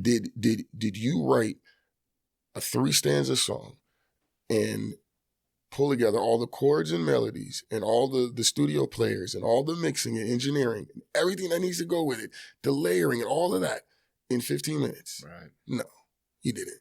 I mean, did you create the core of it? Probably so. But I promise you there was more time put into the production and the construction of that than that 15 minutes. It's like movies. It's like when you hear a movie took 2 years to make, you see, not all the time, but a lot of the time you see, oh, that's why. Right. Like Avatar. Avatar was a dope-ass movie. And of course. How long did it take them to fucking make that movie? Right. I think a long time 10 to years make or some that. shit. Yeah, but and you, I'd rather a 10-year movie that is a dope movie that stands the test of time than a 10-minute movie or a 10-minute skit or a 10-minute song that I'm going to be questioning myself why I even fucking dealt with that 10 years from now. Right. You know what I mean? I think that's when the whole, like, well, I guess especially when you get into like the bigger music labels and stuff like that, they got to see return, you know? So they want you to hurry up. We want the dollar. We want that money. That's fine. That's fine. I'm not saying it's right or wrong, but no, like you said, if you rush that, don't be surprised if it sounds rushed. Right. So. Or at this point, because we continue to buy into that or accept that, we don't send the dish back. You're going to see less and less actual artists. We're going to see more and more AI and more glut and more bullshit. And our shows are going to be AI based. And I don't have anything against that. But again, I'm not for big corporations because of that kind of stuff where the creativity, the humaneness, the community gets pushed out and erased and marginalized because of the profit. You know what I mean? And so that I think that's one of the things that's really, really important for me for all of the different things I do, that like community is involved, and again, to your point, like compassionate capitalism. Like how do I sustain myself? Because I mean, the goal ultimately is like to be able to live off of my hustles and not have a 9-to-5. But I do have one because shit, that's life, right? It's expensive. Yeah, you know. So you want to push those things, but at the same time, I can't let myself feel like I'm exploiting people, because that's not fair to them, and that's not fair to me, because that's not what I want. And I don't want to end up putting myself in a situation where I now have to feel like I sold my soul to gain what I want. You know what I mean? That's not cool, and it's not necessary. Right. No, I completely agree. Let's take a quick break. I gotta use the restroom real quick. Yeah. And then we'll hop back into it. Is there a blunt in there? But you're a cigar smoker. Yeah, I like cigars. Okay, so no, let me stop. I'm about to keep going. My bad. I was about to tangent, because the cigars, the key is to not inhale. So what is the enjoyment? I mean, I think you roll a little bit. You know, I roll a little bit, like a little, not a full inhale, but really? Kind of a little, get you up a little bit. You know, get a you a little little smelling buzz. salts. Yeah, a little smelling salts. But we back recording, Don? Yeah. All right. I would say the flavor, the environment, it mellows me out. Oh, okay. You know, I don't know. Yeah, because you're right. I mean, you don't like, it's not like a cigarette. Like when I hit a cigarette, I'm hitting it to get that hit, you know? It's such a different process from, it's like completely antithesis. I at least got to share one joint with you before you leave. Okay, appreciate it. Thank you. It's at least antithesis to like the idea, like, like, yeah, hit that and then inhale. Cigar, like, you just like kind of hitting. Yeah, I guess, because we too, you would do it for the inhale, right. So it only took us 2 hours to light up. I didn't even I should have rolled up. I didn't think about that. Yeah. Excuse me. Nobody be able to see in here. My bad. I try not to smoke it out too much. Yeah, my bad. But what's good about here is like it stays pretty readily down here, and then I just open that door, let it air out. Yeah. I love this setup, man. This is fire. Dragon Ball Z.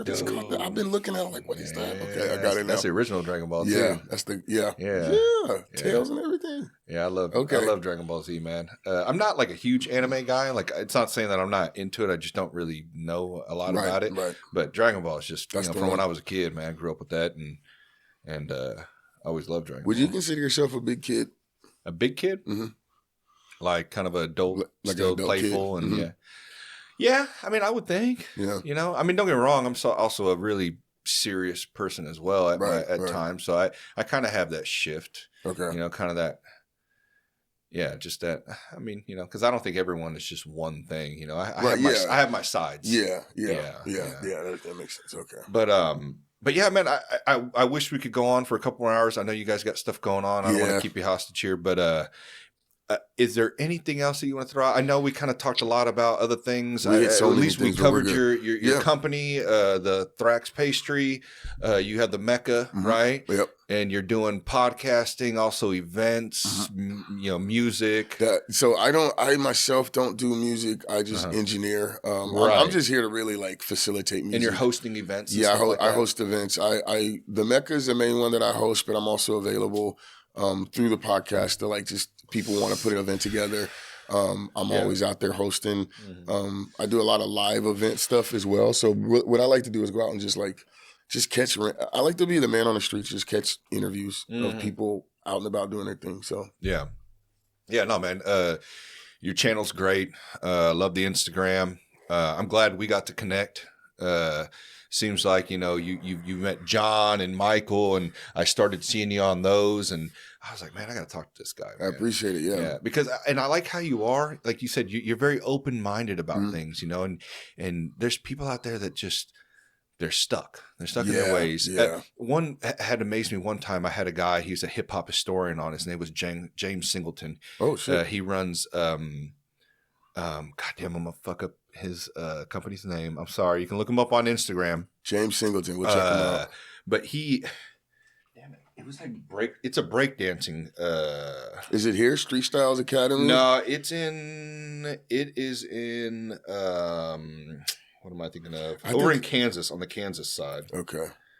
But his name's Shug Easy. That's his name. Oh yeah, I just recently followed him through your page. Dude. I saw a clip of the interview, and I was like, "Oh, breakdancing! Yep, I want to check that out." Yeah, so he has a place. Well, you can go follow him. His name's James Shug Easy Singleton. I can't remember what his actual place is called.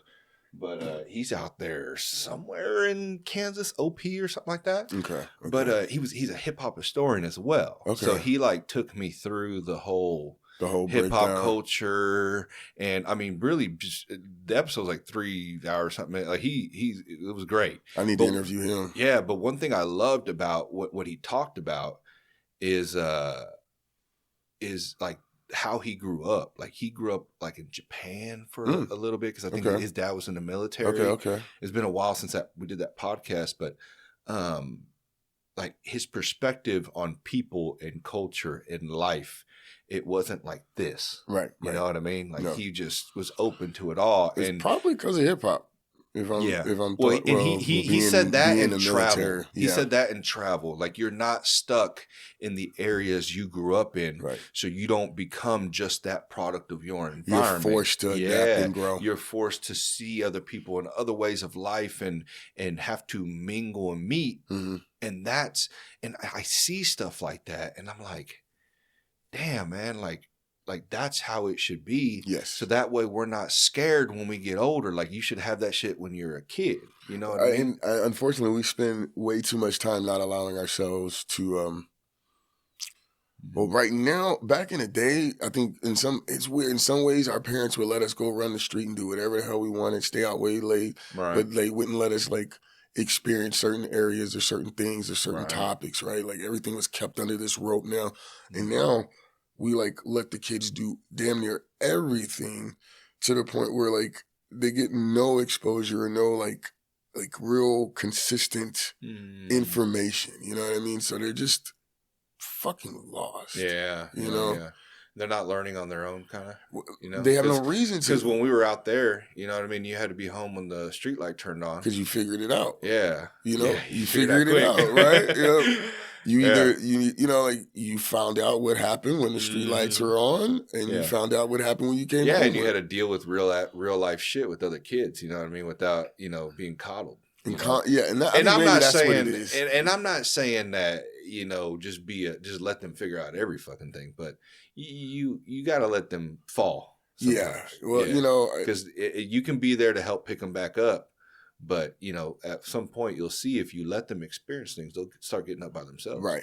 Yeah. And they can come to you with a different angle and explain it to you and talk to you about it. And maybe learn that's who where they are too. Maybe that, yeah. One of the kind of going back to parenting, but like one of the dopest things I learned and changed my whole fucking aspect on being a parent. I hit my daughter up one day and I hit them all up in a group text. I was like, yo, all right, how can we be better?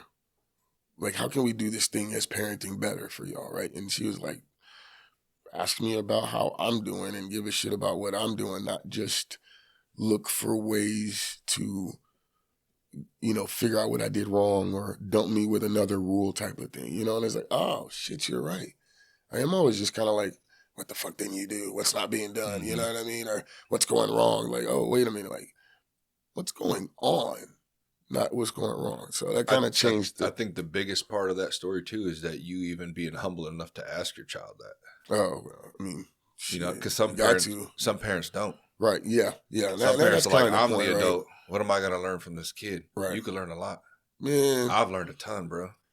Coming up from where I come from in the South, man, one of the things we learned was anyone can be a friend. Yeah. And you can learn from anybody at any point in time. And if you're not at least allowing yourself to be a sponge and pick up some information, what the fuck are you doing? You're just I think we mentioned it before, I'm not for being stuck. I like to grow. I like to learn. I like to experience. So I can't let myself be stuck in a mode or a formation. Framework is good. It's great. I love a process, but I got to have room to stretch and do different things because, it's just life is a freestyle. Hey, Bump, I appreciate it, man. Yeah, hey, man, it's been a hell of a conversation, man. Yeah, shit. And I feel bad, that I would say cut it short, but we really didn't. We've been on for over 2 hours.